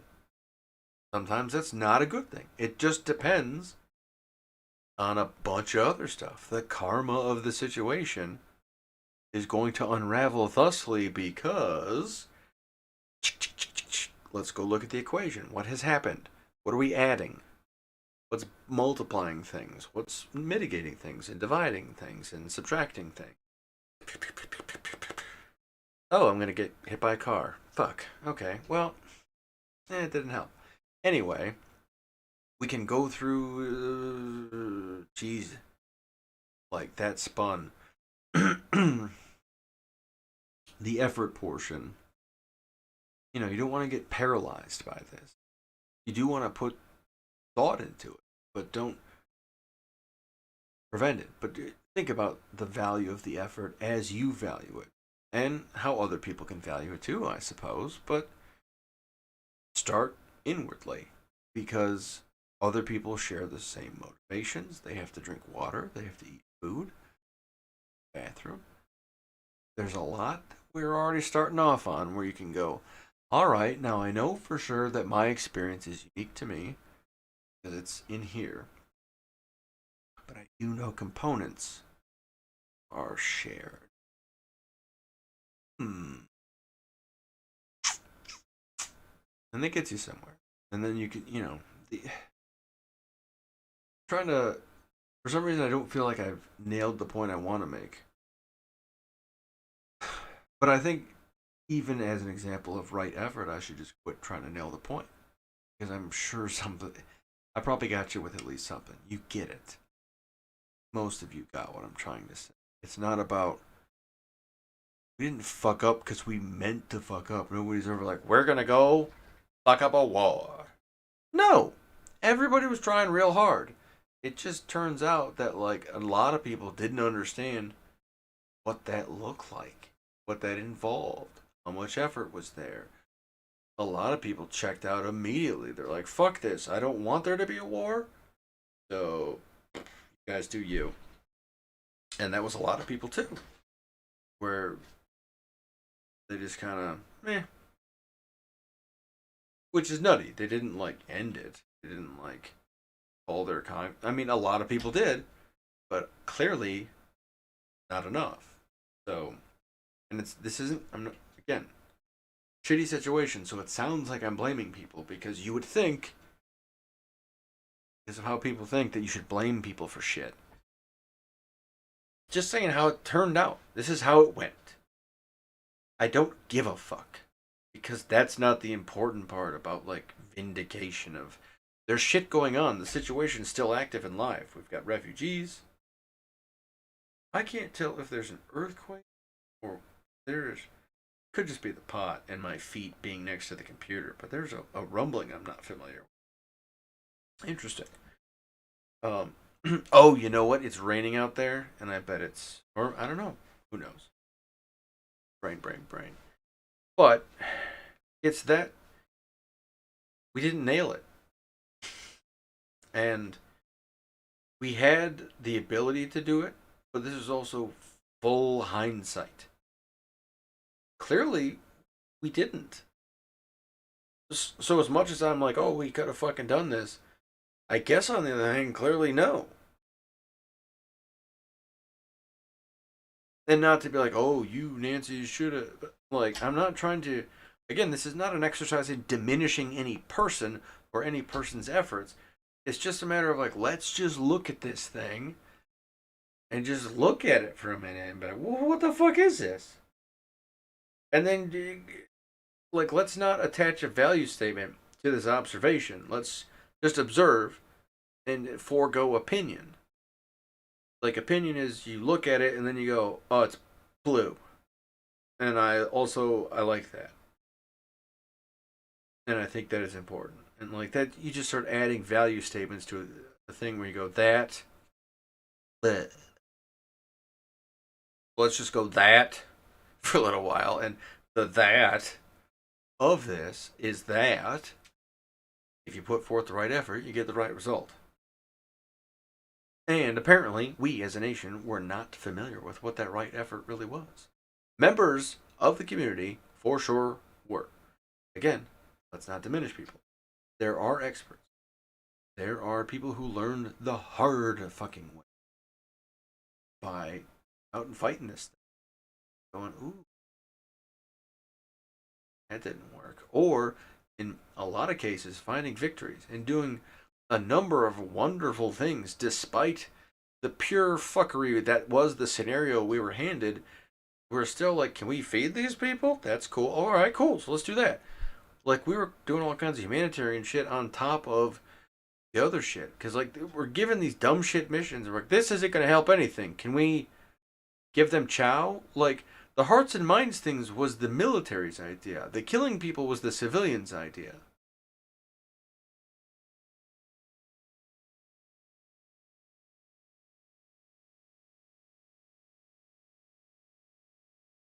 Like, we were going to do the killing anyway. But we're like, hey, listen. You can't just fucking come over here and start kicking down dicks and expect everyone to be cool with it. Like, what you think was gonna happen? You just shoot one guy and then all of a sudden everyone's like, oh no, they're tough, we should stay away from them. Like, this isn't a playground, you fuckwads, it's a war. But you fucking children thought you could get your hands dirty. But the minute you found out there was effort involved, that you had to do something, you just backed out. You do it. You guys do it. That's your thing. We're just gonna go watch TV. Fucking infants. That's my problem. But anyway, put him back. We're trying to be nice about this. He's not gonna help. He is not happy about this. So we're gonna try and keep him on a leash. Oh shit. Oh. Woo! Woo! Oh boy. Yeah. So there's that sometimes. Jesus. I saw the mic go red. I'm like, oh no. Oh no. He's coming. That's probably a good reason not to have kids. Rockabye. What's your fucking problem? Oh shit. Oh, sorry. Daddy and other daddies are. We'll go try and get internal mommy. Or just go live with your mom. That's how it's gonna work. Oh, oh, poor multiverse babies. I hope they're doing good.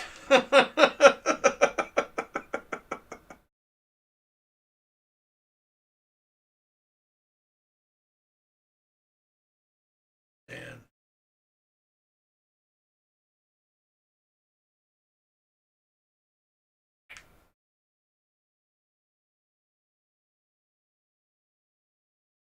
right mindfulness. I've heard my say mindfulness. Probably. Now, mindfulness is different than the next one, and I'll explain it when I get to the next. And mindfulness is different than thought, and mindfulness is different than understanding. Some, a lot of people use words and think, "Oh, it's the same thing." No, it's clearly not. They're even spelled differently for your convenience.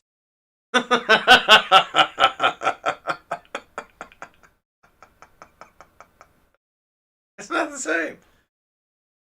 Yes, similes exist, metaphors. All these, you can say things are similar, share attributes, are like a thing. Oh, it's the same.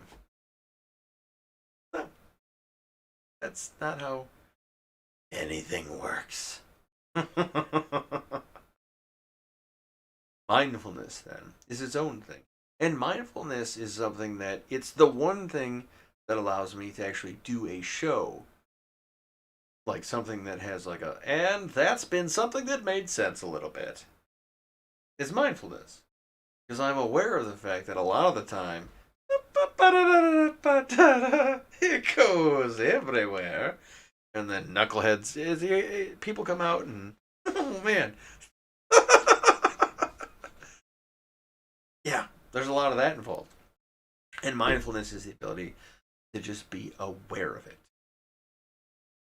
without giving a shit, without being too psyched about it. About like, you're not sitting there going, yes, this is awesome, or oh, awful.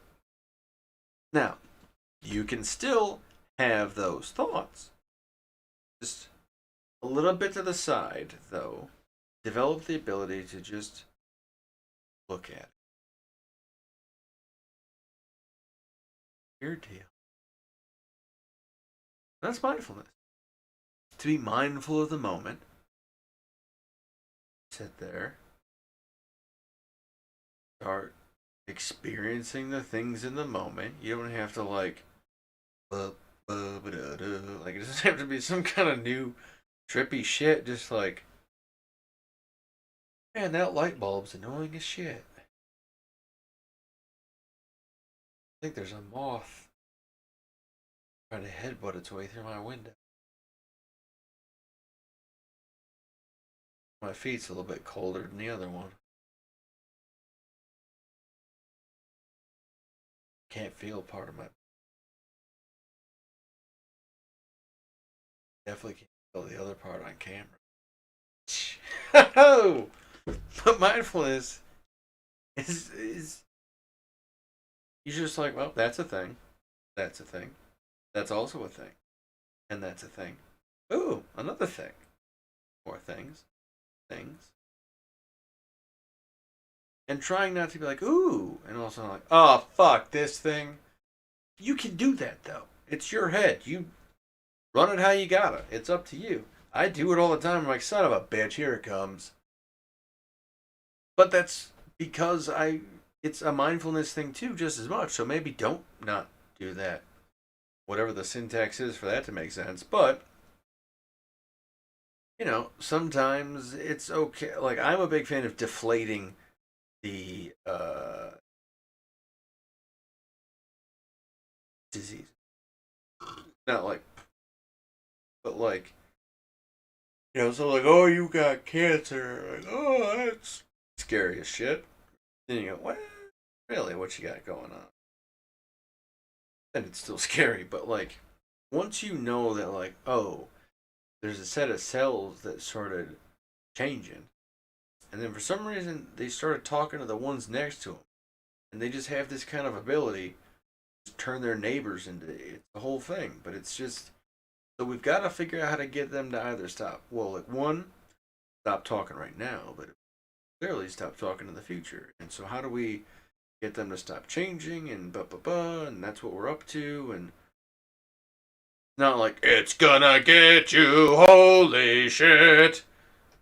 It's like, oh, there's some stuff going on here. There's a whole like, so the chemo, the thing that makes me violently ill, pulls all my hair out, the thing that's like almost killing me is because it's basically just trying to kill that whole process. And we can narrow it down in some case. Like, it's a whole, again, clearly, I don't need to. Thank you. But, acting! Mindfulness. Recognizing you're out of the moment.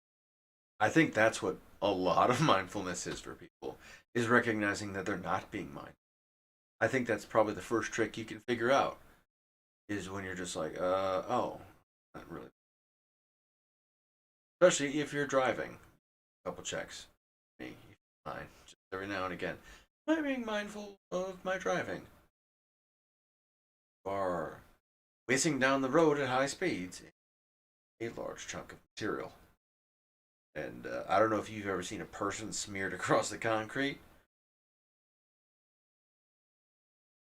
but for your tummy and mine, I won't go into description. It did not help my tummy. I thought about it.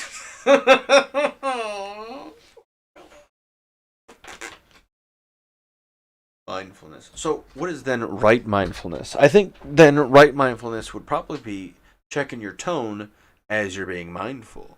And also, what are you being mindful of? As someone who can be I hmm. Here's what about Bob? Probably got to run on that feller. But as like, I think a bit of the OCD, obsessive compulsive disorder. Some of the things I can obsess over are not really great things to sit and to devote all my mindfulness points and energy to. I could be sitting there and be like, I need to be mindful of what angle all the things on my shelf are at, how far they are from base. Yeah, we don't need. We can skip that. Who got time for that shit, right?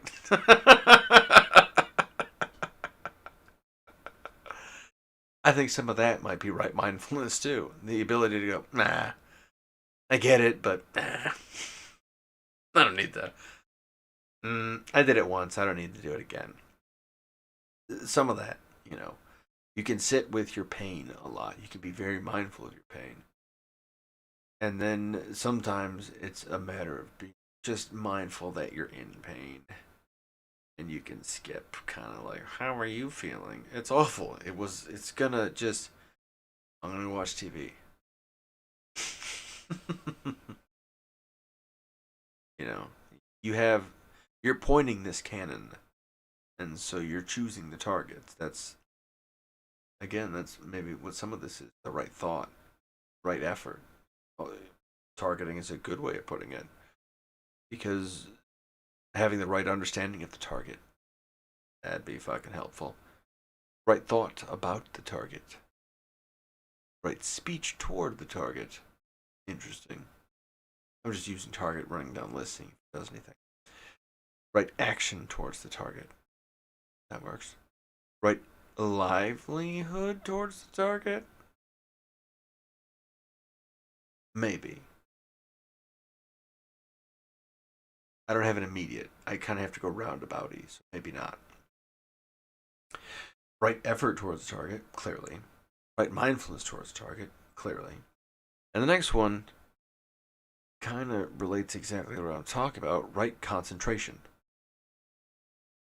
You only can do so much, just like your right effort, just like your right understanding. You can only understand so much.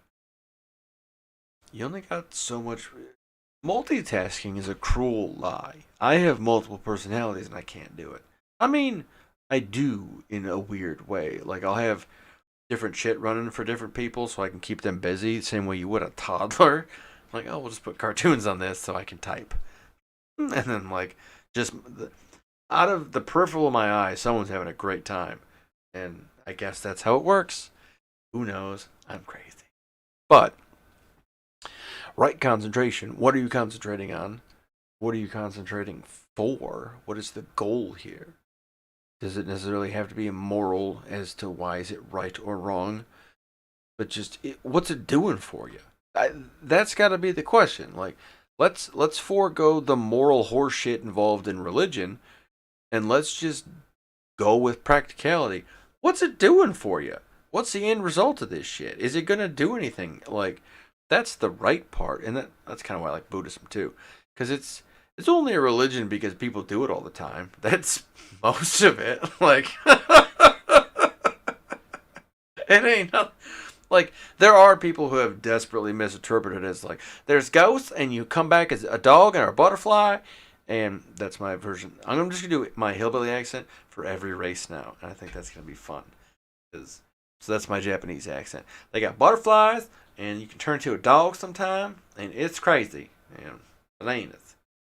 And that's not true, and that's not also what the Japanese think. I'm sure there's like 6 guys who are like, I thought we were gonna become dogs.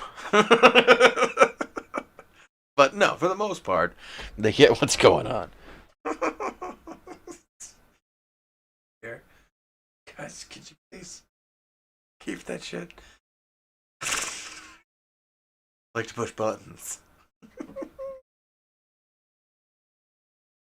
The right concentration. What are we concentrating for? What's the fucking point? That's the right and wrong. It's not the moral certainty of some dipshit who has no experience with like real life. Well, I saw on OAN. Okay.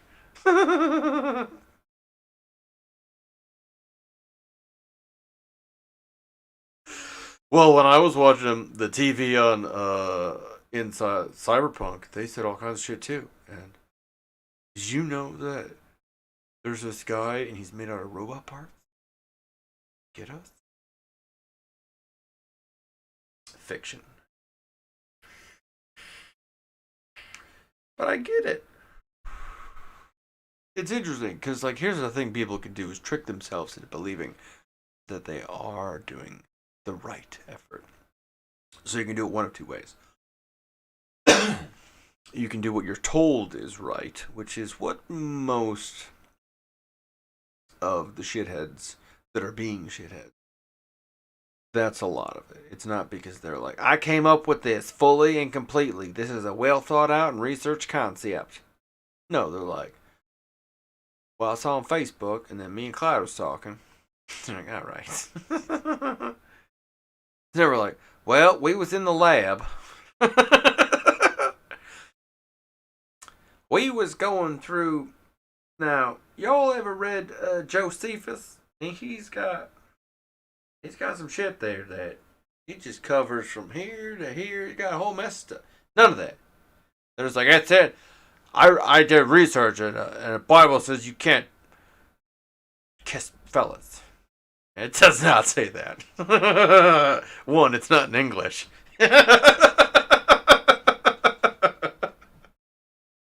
But two, yeah, even when you translate it, nah, that ain't in there. Fucking dipshits. What do you mean? I thought Jesus was from Bristol.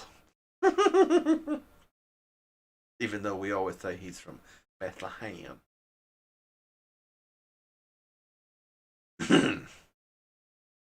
Somebody got jumpy.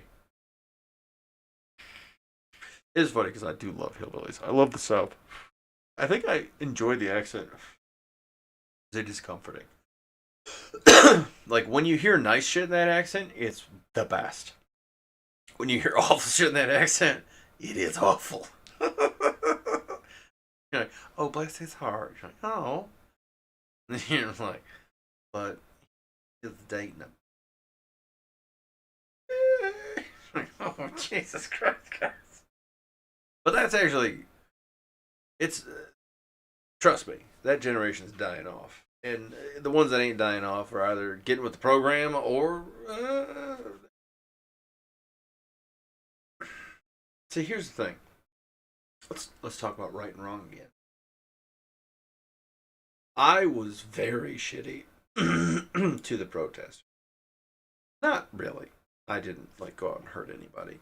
But when protests were happening over the summer, I was critical to both sides of protesting because not that I don't think it, I just don't think it does enough. And that doesn't mean like, well, then we should do it bigger. No, it just do something else. Like, yeah, I think you should probably still also protest. I think you should also find new and interesting ways of protesting. The old way of yelling at an empty building is, I don't see that empty building cutting checks, you know?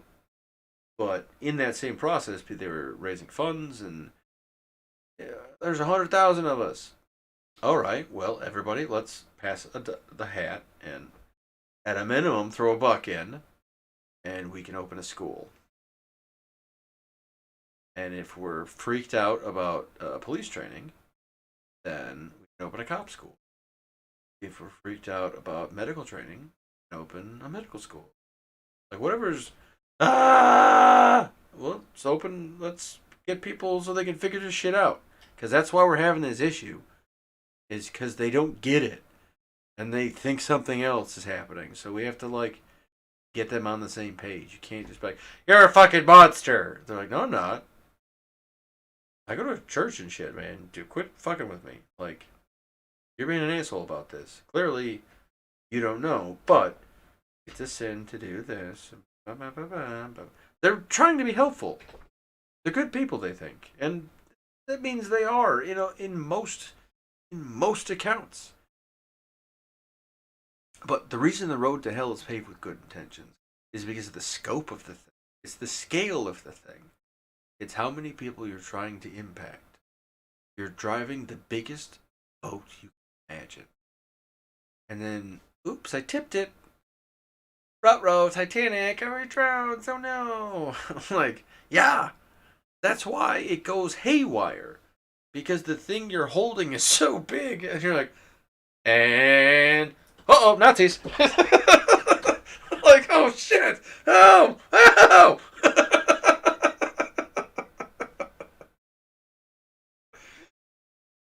But because we're not great about that, because we're not great about being embarrassed or like, hey, you're a real asshole then. Yeah, I was. For some reason, you're like, no, fuck you, you were an asshole. Why is that? Like, I get why that's the reaction. I understand that. But, like, can we. So, yeah, that was weird, right? And then, done. Yeah, it's not right because someone told you it's right. It's right because it's doing the right thing. And not the right thing because you expected the result, but just the natural result of the thing. If you fight fire with fire, you spread fire, you fucking idiot. So if you run around just repeating dickhead shit you hear all the time, well, that's how we get the results we have. Like this idea that, oh, we should go back to the good old days. Oh, really? Because we had it nailed? Because here's my hypothesis. If we had it nailed in the good old days, we wouldn't have the problems. We wouldn't have had the problems then, and there's a whole... Like, if they had the answers, we wouldn't have the problems. But we had the problems, so clearly they didn't have the answers.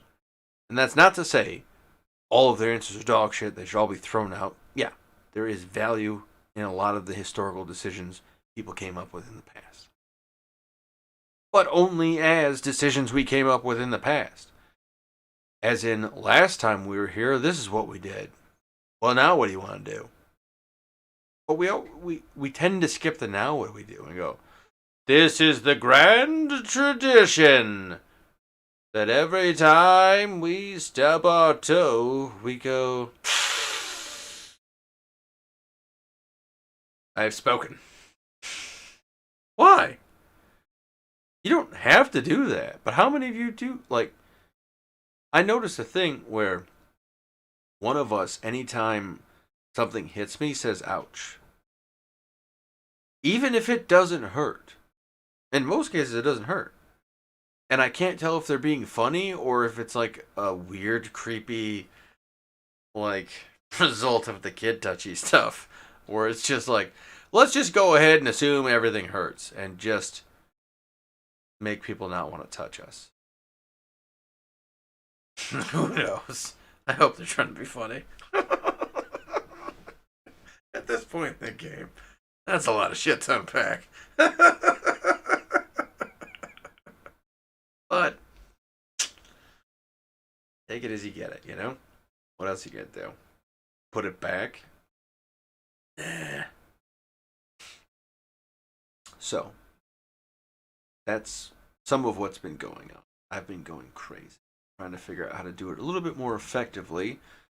And I'm not great at the administrative stuff. I'm terrible at it. So I'm trying to figure out how to do all this without doing any of that.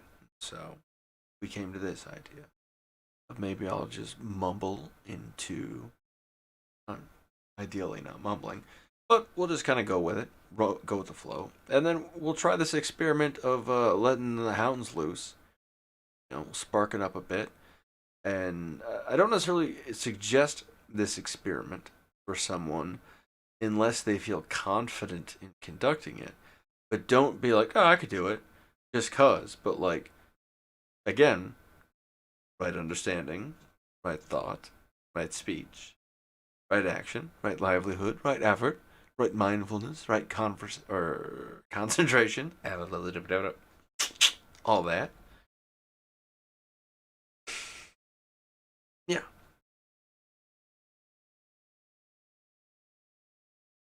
Yeah. How do I do this right? This is, by a lot of accounts, a mistake.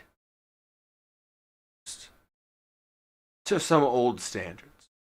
Some old standards I was raised in. Divulging your weaknesses. You know why I don't mind divulging my weaknesses? Because I know I'm strong enough to combat anyone who thinks they could come for them. Come touch my belly.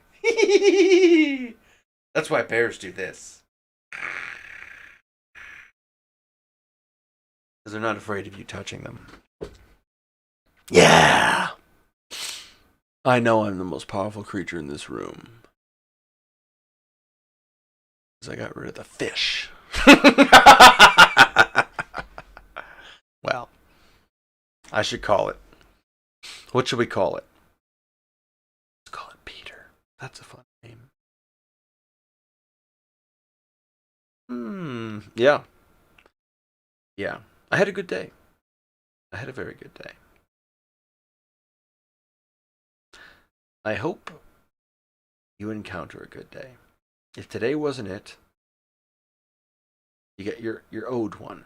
So I'm gonna keep that in my thoughts and hope that one comes your way soon. Because honestly, you deserve it. Everybody does. Even if you're a shithead. Even if you're like some skinhead who's being fucking shitty to people all the time. Go fly a kite, bud. Just go take a fucking breather for a minute and then be like, do I really hate? Do I know any Jews? Like, just take a minute, man.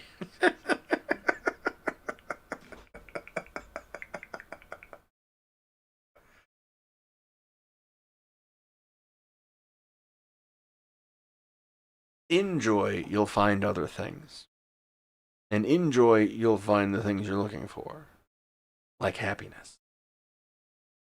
And joy is different than lust, though they can go hand in hand. Well, I was going to say a whole list of other things they could go in, but we're not going to do that. One of them's your butt. No, all right, stop it. Jesus. Please. What are we saying? Now I lost it. You dorks. God damn it. They had to get that joke in. Juvenile delinquents.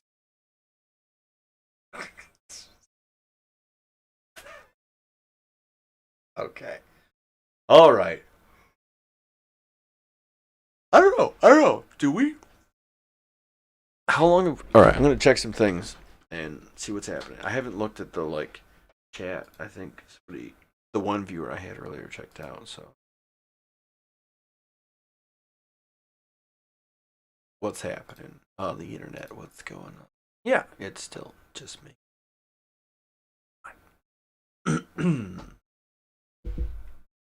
How long have we been doing this? 30? No. Where's the... YouTube is awfully confusing to me sometimes. There it is. Holy Moses! Yeah, that's the fun part. Of I can't tell where, like, some of it for sure lies in the DID identity thing. We switch around, and each of us kind of feels time differently, utilizes time differently, and then there can be memory gaps, is the wrong way of putting it, but there's like perceived spaces and things. And also, time can just kind of whiz by because everyone gets their 5 minutes and they don't realize that, oh, so it's not 5 minutes. Been like, yeah, dickhead, because 5 times 5 is 25, and then there's how many more of those? And then, like, oh, oh. It is why I like doing, like, video games where there's reading, because it doesn't, reading causes stress. And so, like, if I can, the less stressful I can make it. So if I have a game where there's like little to no reading, where I can just rely on the symbols, I can do that all day. And like, just stay in it and like as a meditation, and just not think about shit. Wonder. Or for some reason, when language is involved, everybody has to say something. It's a mess. Okay, so the thought they were trying to get out before was they're like, well, why don't we keep going? And I don't know that I necessarily see the value in that. We've said a bunch of stuff. I probably said some shit that I might have been over the line in some areas, but tends to be what we do.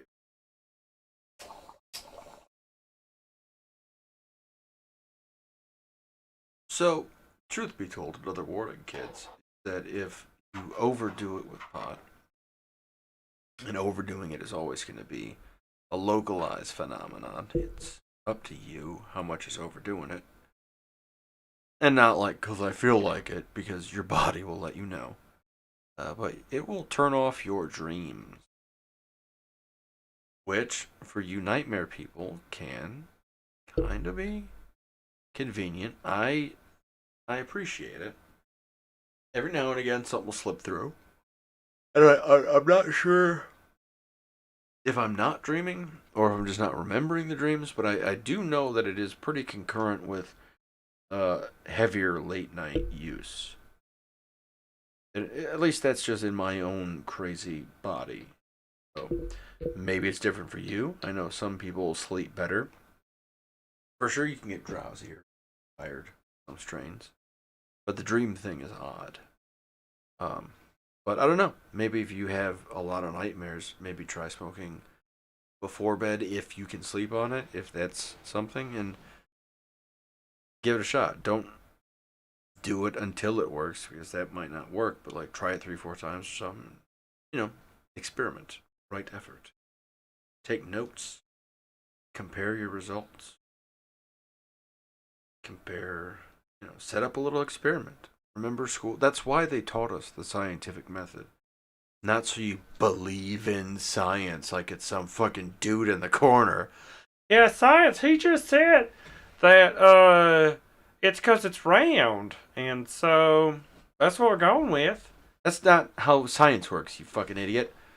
That's the crazy part. Is there's like evangelical scientists, just the same as there's like, oh well, because science says. Well, no, because science can't say. It's not a thing that can say stuff.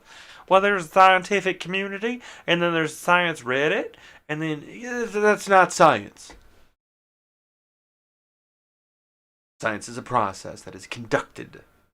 And sometimes you can say that there's the science of a thing, but then again, it's always referring to the process of how it, and usually too, sometimes they'll say it's science of a thing and refer to the study of it. But again, it's the process of how you study the thing. How do we do this? Well, we get source material. What's the source material for this time? In this case, it's writing. In this case, it's remains. In this case, it's this. Same shit. Get that. Shit, because it's spelled different. So, I shall punish myself.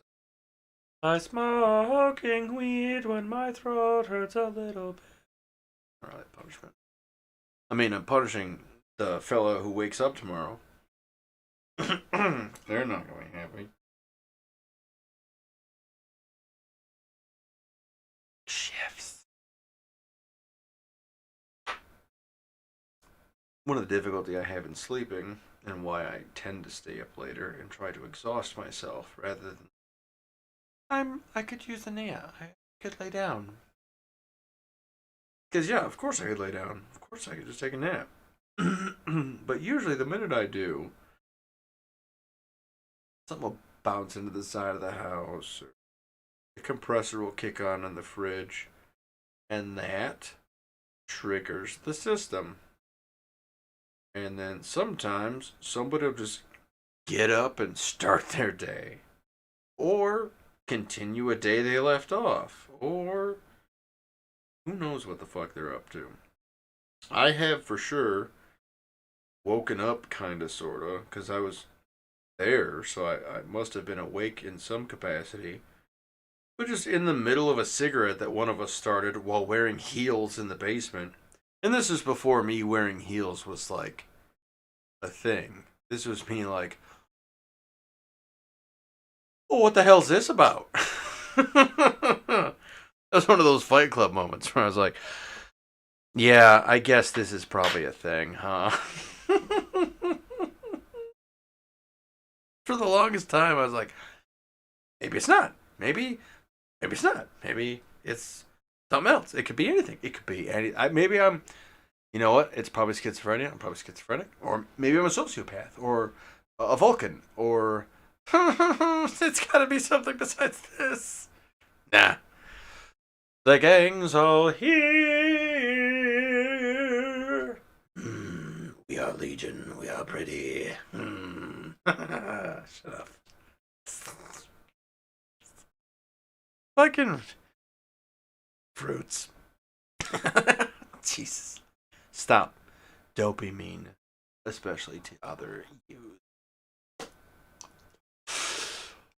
Okay. I'm gonna hit this. We're gonna see how I feel in a moment. Because it's 6:10 in the morning. And because like I said, I went to that wedding. I'm still feeding off of that a bit. It was a great time. I really had fun. It was nice to be out and see people. I got some really swell comments. I felt that was fun. I didn't expect to, and I was like super nervous actually beforehand. Like someone's gonna. No, none of that shit. Everyone's like, "Oh, that's cool." Like, oh, like, yeah. It wasn't like, "Oh my god, you're the best." No, it was just like, "Oh, neat," and then, but that was enough to be like,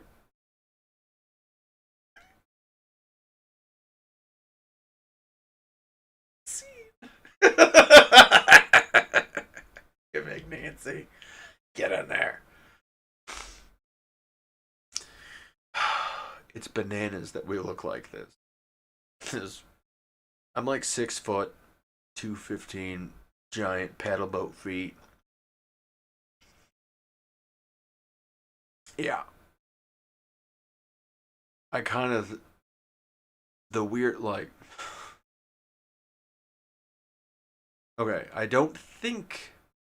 Okay, I'm trying to describe dysmorphia in a way that is going to be helpful.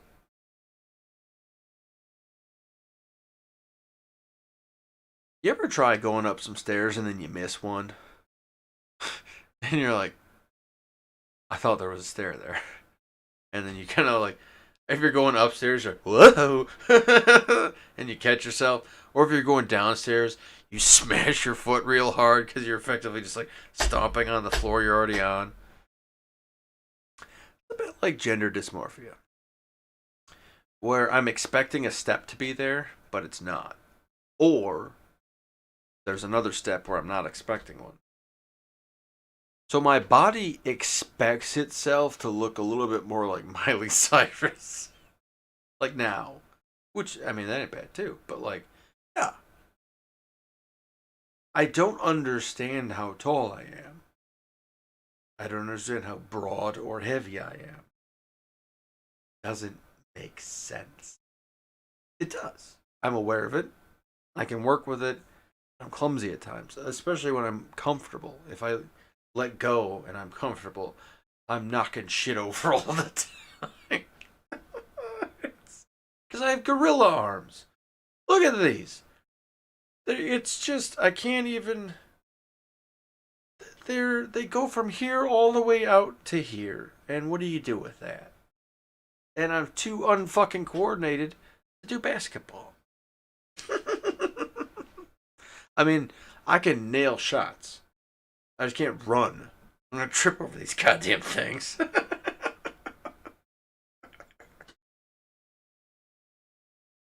Yeah, and so that's an odd thing about my dysmorphia. It's my body expects itself to be this tiny chick, and then I'm like, whoa, who the fuck? All right,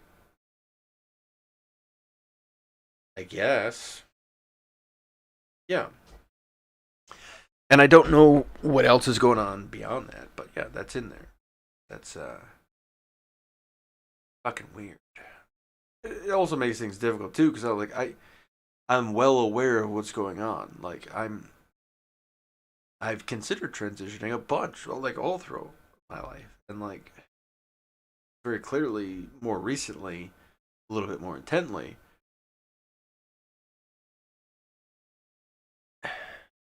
And I have sufficient reason not to, and just to cross dress, I guess.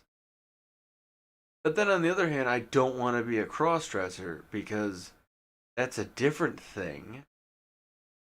But like, it's not really like it's all just horseshit afterward. Like that, I got so fed up with the whole ally thing and fuck them. I mean, obviously, tons of lovely people, but anybody making a business out of being helpful, fucking ain't helpful.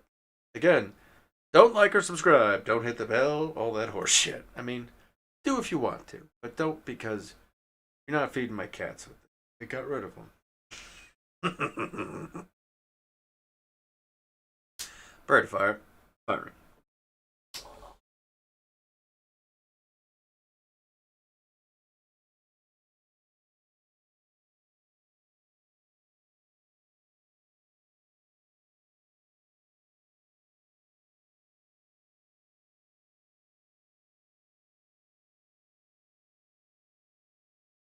I need to clean this. That wasn't like a big hit. It was again just because this thing's fucking filthy. It's so gross.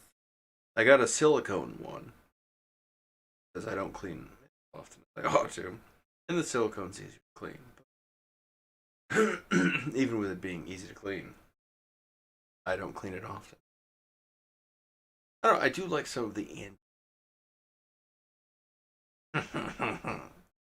but it is gross. Admittedly, it is gnarly. It's one of those like, can you put that away? I mean, if people dig it, they dig it. But it's one of those things like, ah, oh, there's kids coming over. I should put that. It's not. It's not like a showpiece. It's not a display piece. It's a workhorse.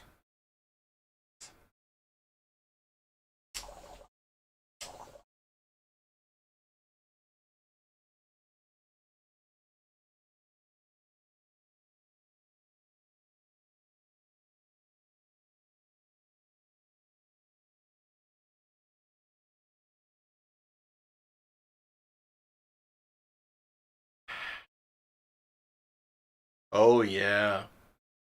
So the other part of the dysmorphia thing in the home, oversized 15s. I got a big, broad fucking chest. I got a jaw like a fucking Jeep Wrangler. I have an aggressively masculine skeleton for the most part. You got them long stems. And I mean, well, it's not. I have features that are very feminine and that are very masculine. But the masculine ones are pretty fucking on point. My hypothesis in observing my own development, because I was always a bit of a late bloomer, and I was identified as male late, like when I was born, all the way up until like a week or two.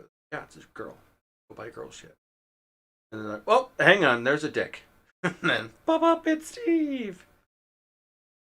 And there was that process.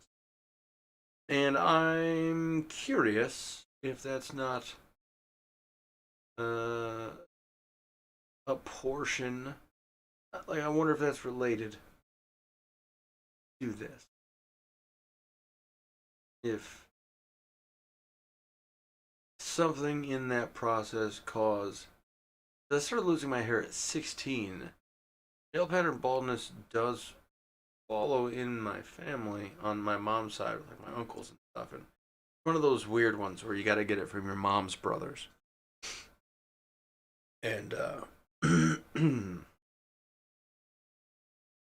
yeah, it was. But I got it like super young.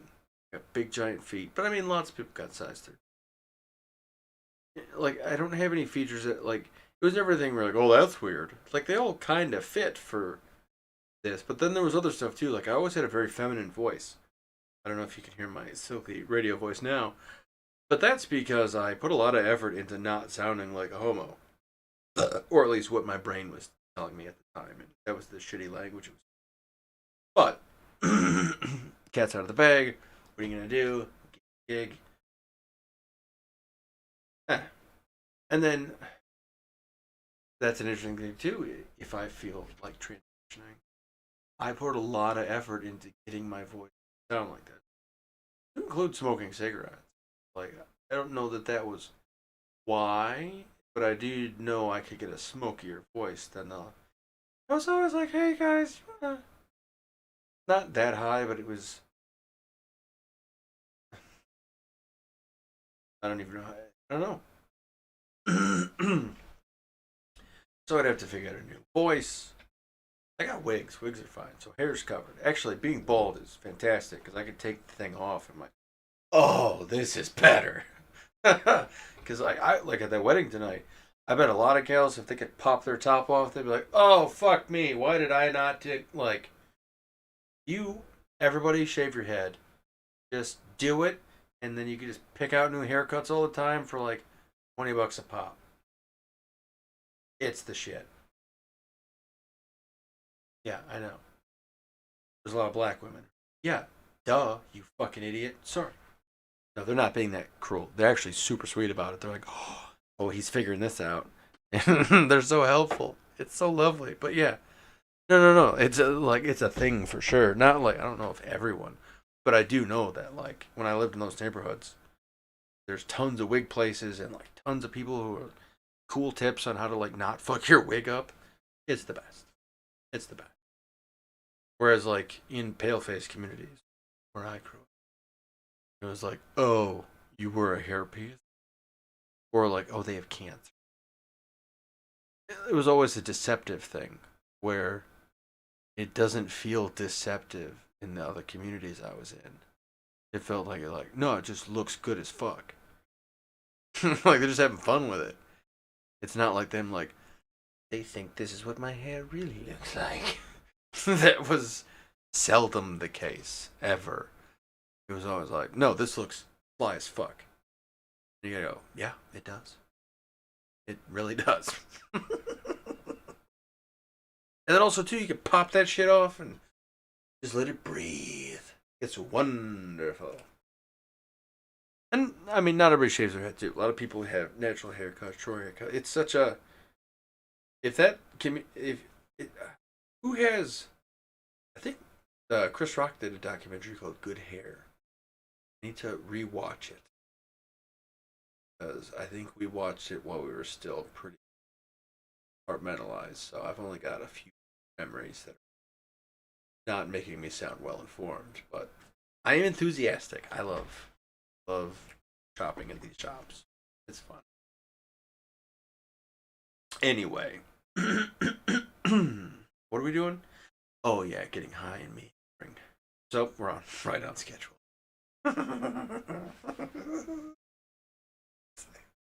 There's a few in there that I don't just like weird laughs. I'm like, I don't know who the fuck that is. Like I do clearly because I can see the screen. Yeah, I'm not like who was that. It's not anything like that. That's why I don't think it's schizophrenia because there is an element of uh, other I've noticed where the voices from people that I've talked to in a lot of cases, like they don't think it's them. They think it's someone else talking. Which is interesting. That I think it's me talking. Ultimately it is. The fact that it comes pre-built with self-identified ownership towards this self is it's not like, hi, I'm Daryl from the other universe. It's just a bunch of us are like, yeah, no, I'm this guy. And they're like, No, I thought I was this guy. Like, I didn't know that you were in here too. And then it was just a lot of that. Like, wait, who are you guys? And then just big moments of like, because I don't know you guys either. And then, well, who the fuck are you? And, oh no. Oh shit. No. Who's that? Just all kinds of. We're getting. You get it. It's like. I think when we talk too much about.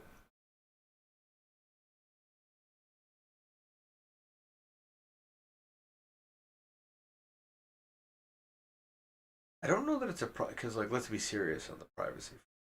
Really, really. So it's not necessarily to keep a thing private, but it is interesting. There are moments where some of us elect to pull out of the conversation, and that can start the process of me like going on.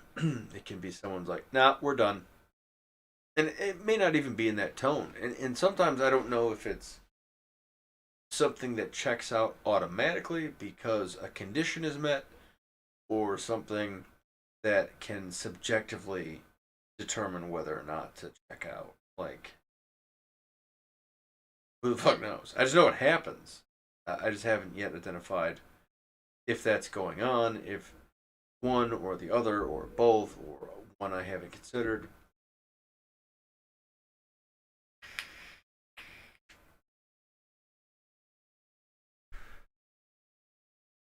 It did have me in mind. I was talking to this kid.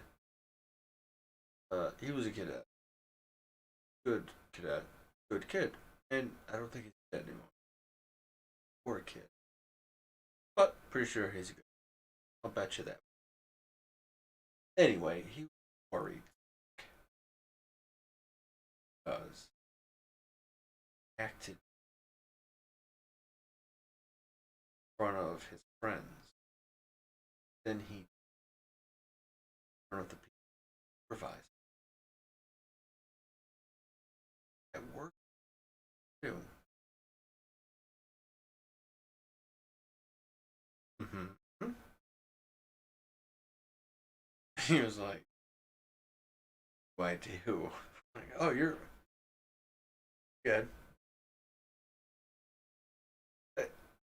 And I get like the question was more because he felt that they were dramatic behaviors demonstrated. I didn't see them as dramatic, so my guess is he was perceiving them more dramatic than they could have been, and that's probably true because I perceive my things pretty dramatically, and a lot of times if you're not looking for it, I just talk weird, or I talk really well for long stretches, and then it goes haywire for a sec, and then it gets back on track, and you're like, what? All right. Anyway. Yeah, it's like, oh no, that's because you were just talking about 6, 7 people.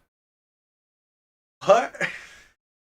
But ultimately, it's all of us. We're gonna talk about it later, and like we're all watching too. It's just we have different drivers.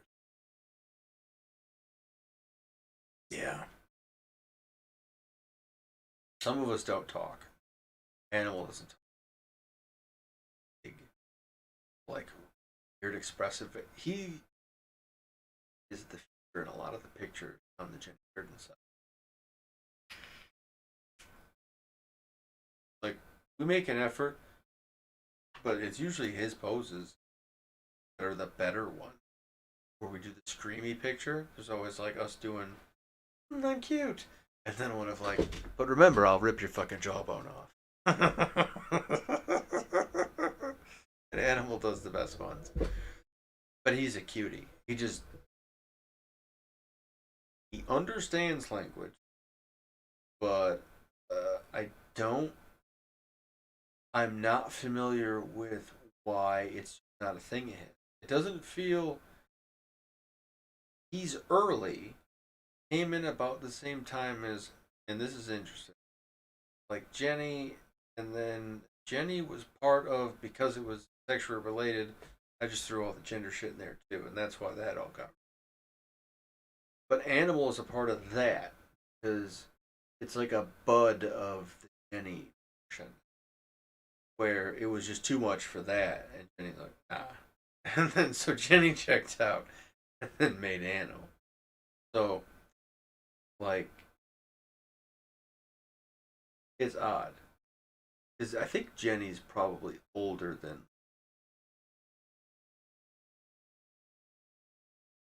whatever you're seeing here for sure. Definitely older than this.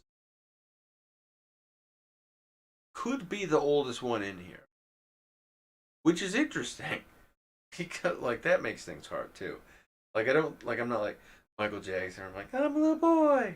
Like no, no, I get it. Like and it's because I'm new doesn't mean this is not what the fuck it is. This is definitely a 37-year-old guy running around. Ugh. But it trips on the stairs because it expects that it's using Miley Cyrus's leg. Oh fuck. Like, oh shit, I'm way too tall. Banging into stuff. Shoulders banging into shit all the time. It's bananas. I'm always dropping stuff. I'm not sure what that one's related to because it's not the same as like what I was just describing where because the distances between things like I have the ability to visually check the distance on a thing. Go, okay, this far away. That can be done. Where it comes into play is intuiting that distance. So, like, what's crazy is I can make most free throws. And that's not that crazy. Lots of people. But I will also, within a week, have knocked everything off the desk at some point. If not all at once, individually. It's all like, pew, pew, pew, pew, pew. It's all going some at point. Like, it happens. That's also why I got the rubber bone. It doesn't shatter.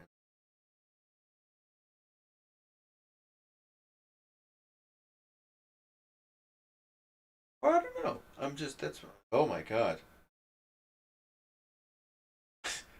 Did it freeze for you too? That was pretty fucking.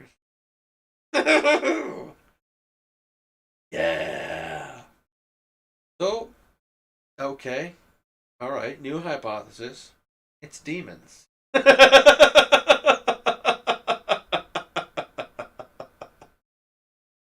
I'm possessed by a demon. And they're hijacking. No, that's not. Again, demons, devils. Personality traits that a person takes. What are you gonna do? All right, I'm feeling tired now, gang, and it's 6:30 in the morning. What you gonna do? Got a pocket full of weapons, and my homeboys do too. Turn out the lights and lock the door. I'm not gonna do. I should get up the courage to do that song like that in some goofy voice, but I'm not going to. Looking on gin and juice. Get smoking gin. See, that's why. You gotta put this improv energy.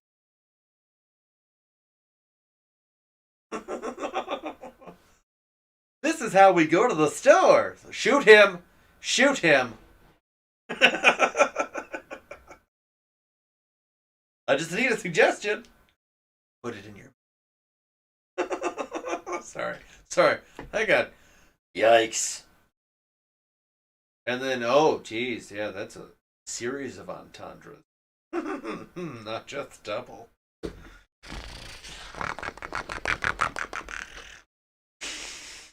Animal stuff.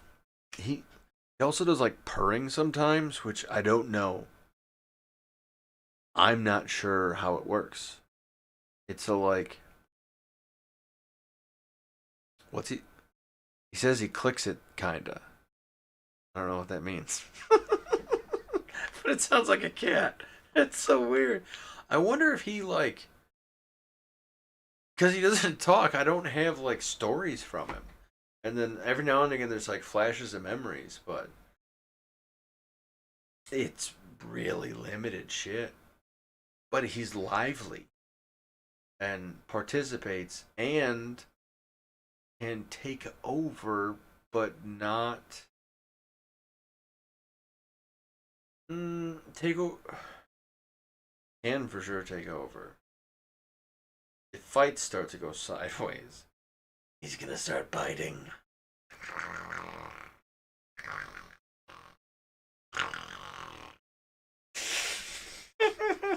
Like that. What is that? This. Anyway, I hope the fight doesn't go sideways.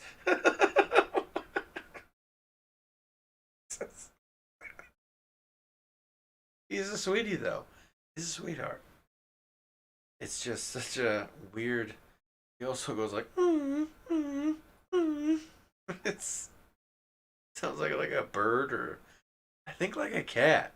I almost think he emulates cats, which is pretty cool, but weird. Which I wonder if like trying to I don't know. Now it's not, I don't want to wrap up the thing and like also this giant thing, not giant. It's definitely something that'd be like, well, we could talk about this for much longer. Patient.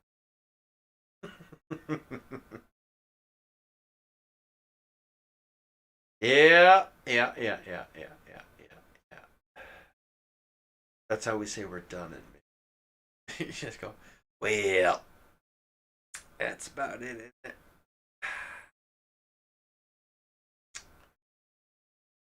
Well,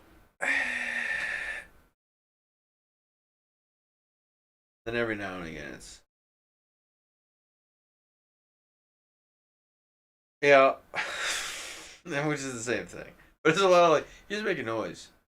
No one's ever like, I mean, sometimes I'm like, or you should go because I have to go to bed. People aren't that frank. It's Midwestern kindness is weird.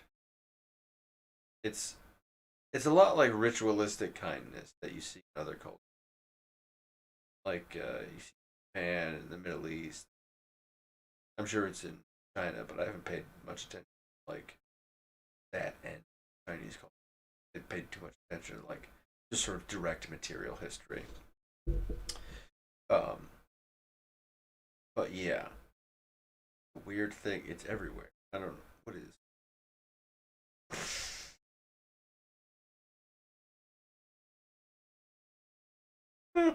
Jesus, kids.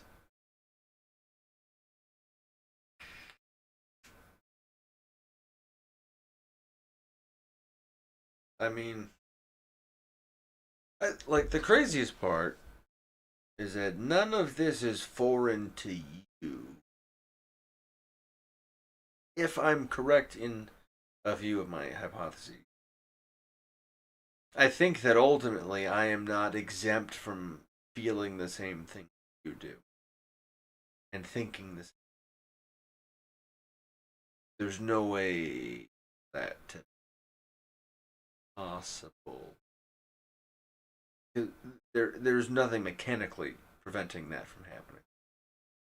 There are no processes that aren't happening. There's no like dead spots in my head. I just got an MRI done on my brain. They're trying to see if my dyslexia is more real gnarly dyslexia, which is good. Which means it's not a head injury.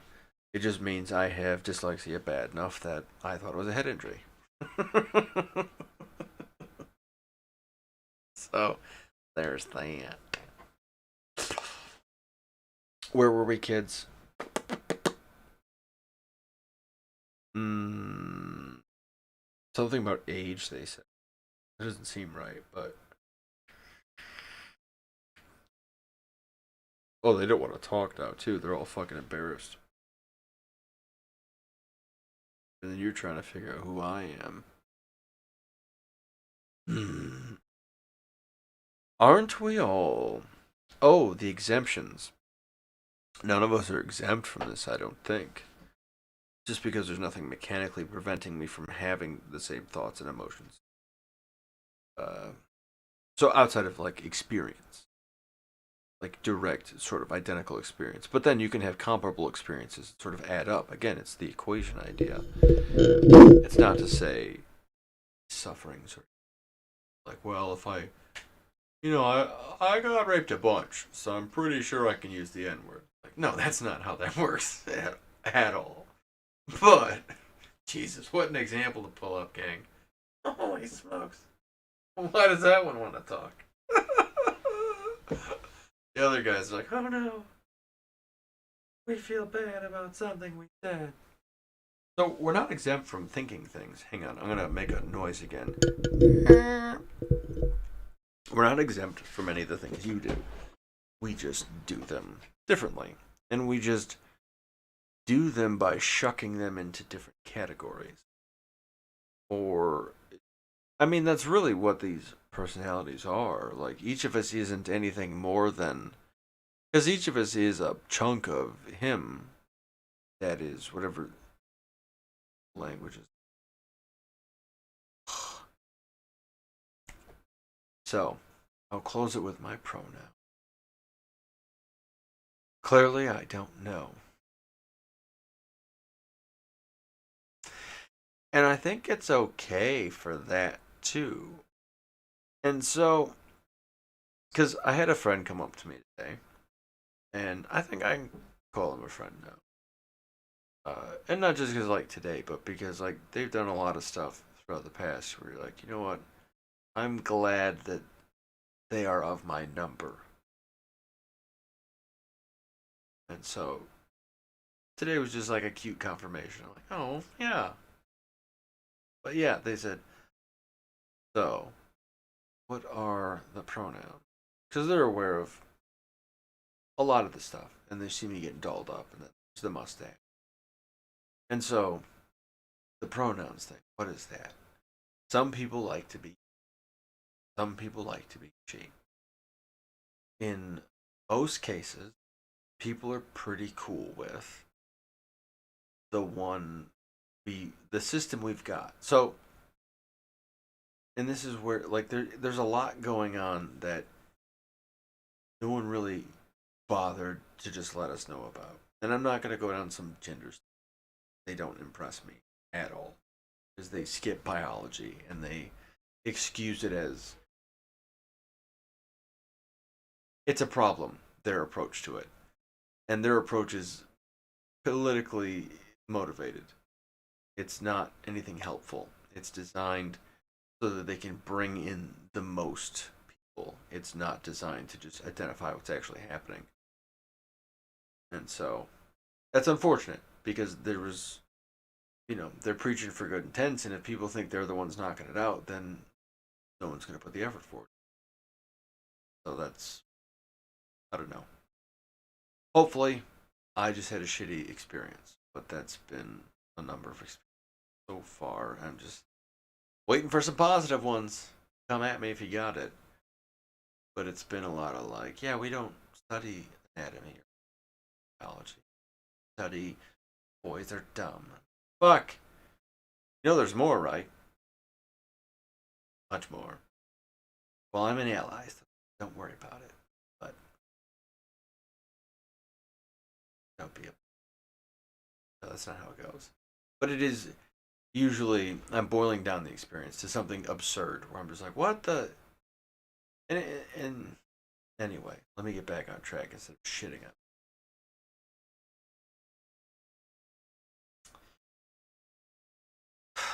Mine. I kind of don't care what you call me, as long as kind. If you feel impelled, motivated, if while you're trying to express yourself, say he, she, they, it, or say Jenny, or Steve, or Bonehead, or Animal, or as long as you're being nice about it. And hell, sometimes I don't mind because I have my buddy Adam, who's probably the most comfortable with it because he's had the most sort of direct experience with it recently. He'll address the parts he wants to talk to, which is nice. And if we can muster it, we will. But usually we can at least get commentary and like we can access files. And it again, it's more like a computer thing than different people. Ugh, gassy. I'm melting. Oh. But what were we saying, kids? Oh yeah. So as long as you're not being shitty about it, like I'm kind of cool with it. Now I don't know if I'll always feel this way, so it's interesting to document it. Well, you're on record. You did one time say that you're fine with it. And, all right, but I do know people who it was very important.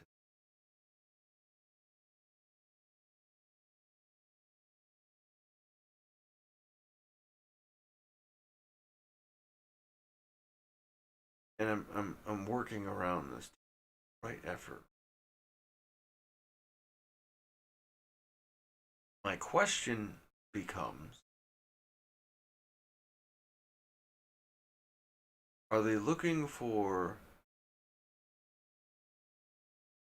recognition that they are this other thing, and not other as in unrecognizable, other as in I said I'm a girl, but I say I'm a guy, but I say I'm whatever the fuck I want. I'm in the middle. Like gender fluid is an interesting term. Non-binary seems pretty good, I guess. I just I don't feel like being limited by those things. Like I understand how anatomy works. I get how that shit works, but like I understand how my phenotypes, my no, well, actually not kidding, but I am well for a select few to find out. Dial in now. No, I'm just kidding. I'm gonna Jesus guy. Put him down. What were we talking about? We're trying to be an example to the kids here, and you're being crude. There's no kids. There's nobody's watching. But exactly. Like, remember? Space. Okay. All right. Ah, question. Is it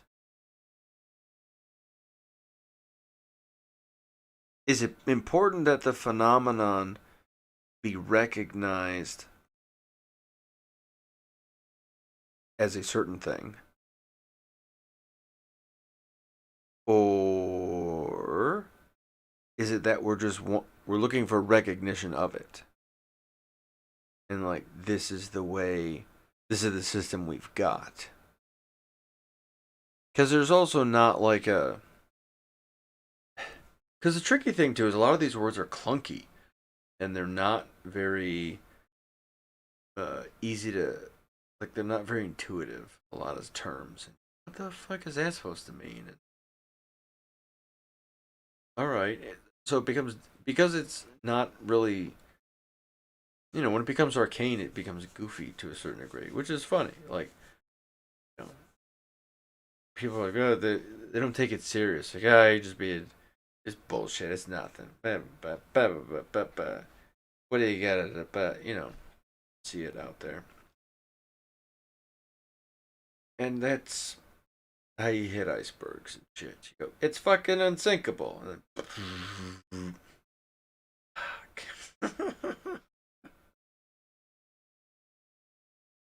I mean, it was supposed to be unsinkable. Yeah, it's that same kind of vibe. Anyway, what was that about, fellas? Trying to talk about me now, but a little bit more me than them. So, this is probably more Jenny. Some of, like, I guess. I don't know. There's a lot of stuff. It's hard to determine if I am ever her. I think Jenny ultimately is like a platonic concept that a section takes on. I want to get fucking weird about it. Oh, the gender thing. So my pronouns. I don't care as long as you're being. And I understand that, like, if I'm dressed in a certain way or whatever, and you're like, oh, that chick over there, which, I mean, from a distance maybe, but yeah, even if you're like, I don't go with your first instinct. What do you? Because I think to me that's interesting too, and this may not be for everybody. There may be some MBs out there and some transgender people who are like, hey, motherfucker, I said she and I meant she, and you're like, okie doke, she.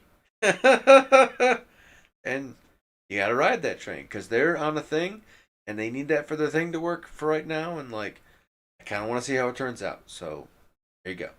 I'll feed you what you need if this is what you need to get to the next step. Go for it.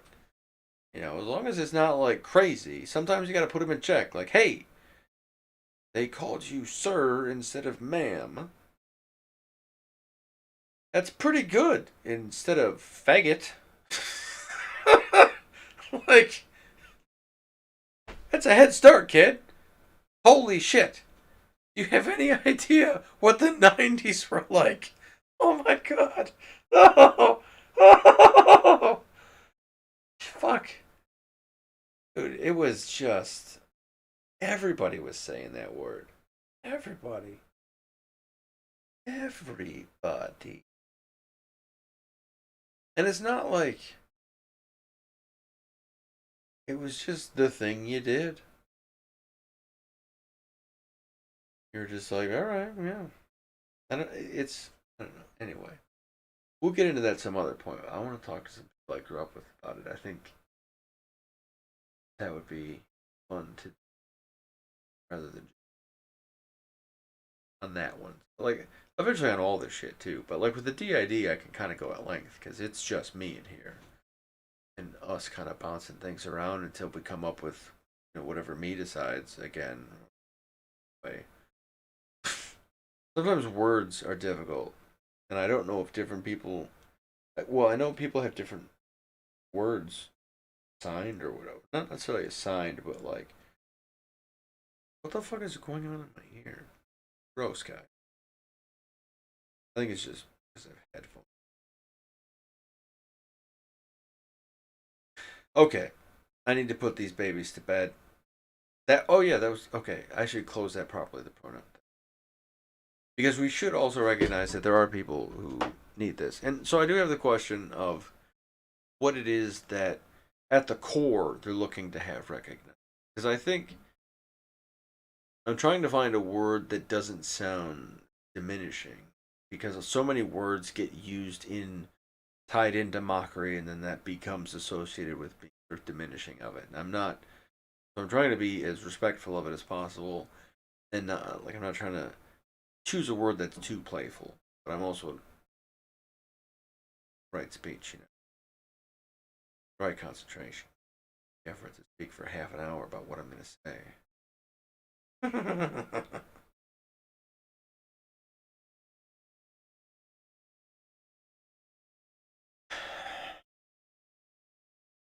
So I'm curious. I'm always curious about just looking at the phenomenon because a lot can be done from Like, yeah, you're feeling it. Yeah, this sucks. Yeah, this hurts. Yeah, but yeah, we know that. That's boring at this point. Like, what else is it? What else is going on? And that's probably old. We're a little jaded up to on the scale of things.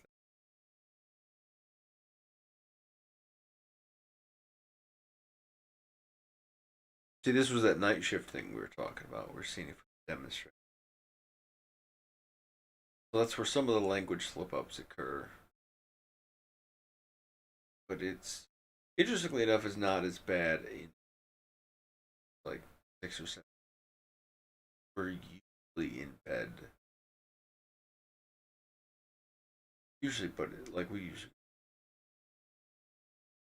Oh, this is past bedtime. So even then, we still have people who talk. There's still the collective sort of like Legion voice is functioning pretty effectively. So it's it's weird. It's like autopilot. Like I know who I am. I'm always aware of that part.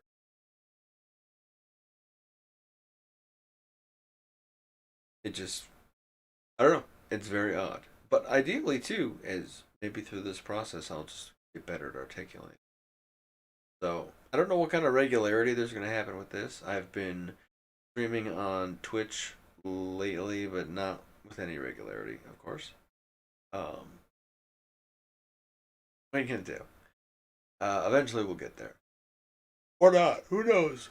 But I'm working on a comic book and I'm doing some of the illustration on Twitch. Like I'll just pop it up and it depends on what like if I don't mind not having a bunch of stuff to listen to. Or you know, I don't know. It depends on what I got going on. But if I'm doing that, that's on there. And then I don't know. I'm just coming up with different ways to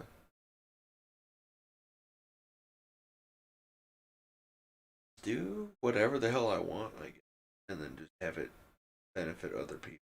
I want because I'm aware that because I want a lot of big things, it could destroy a lot of people eventually. Not right now. I'm just. But if one of you misunderstands me and like hurts somebody, that's a possibility. So like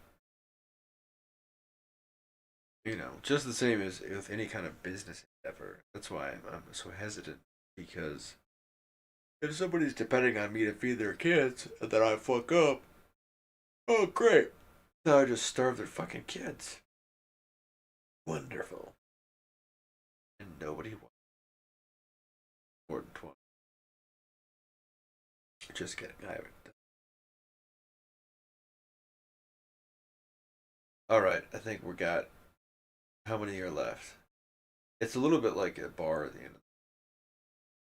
Which is good. Oh, good sign. Oh, very good sign. Okay. We're going to take advantage of this. Good night. Oh, hang on. I got some stuff. I showed it at the beginning and I'll just run it at the end here. Not quite ads because we don't have ads, but here's some stuff that's going on. And the music's super loud, so we'll see if anyway. Here's my buddy Laser Daddy. He helps. He's been on a few episodes. You can him on Twitch more often than I have. And well, he's been playing Witcher 3 Royal Wild.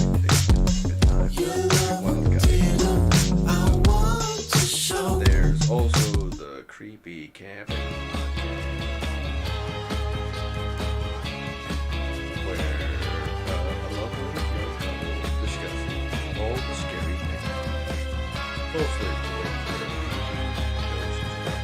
But it's a good time. And they also dip into like everyday stuff too. So it's kind of fun. You get to know my friends. Scary stuff. Feel free to scary stuff. We've also got Father Meets Well. Hopefully you can check this out this time. Father Meets Well is a comic book I'm reading. Currently all the drafts are available on Instagram. And it's up to you. Check it out. Eventually gonna publish it and all that stuff. But in the meantime, I got no problem with the drafts up there. I think it's just kind of for me to go through and see the progress. There's the first concept is really animated. That was pretty pick it up and then all of a sudden I'm like, alright, I got an idea. I'm digging it. So check it out. Hopefully some of this is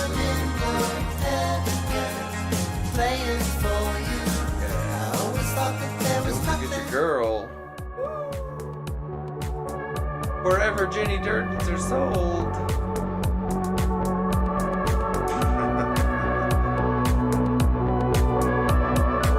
Hey. This has been the Deployed Droid School of Leadership and first hand account.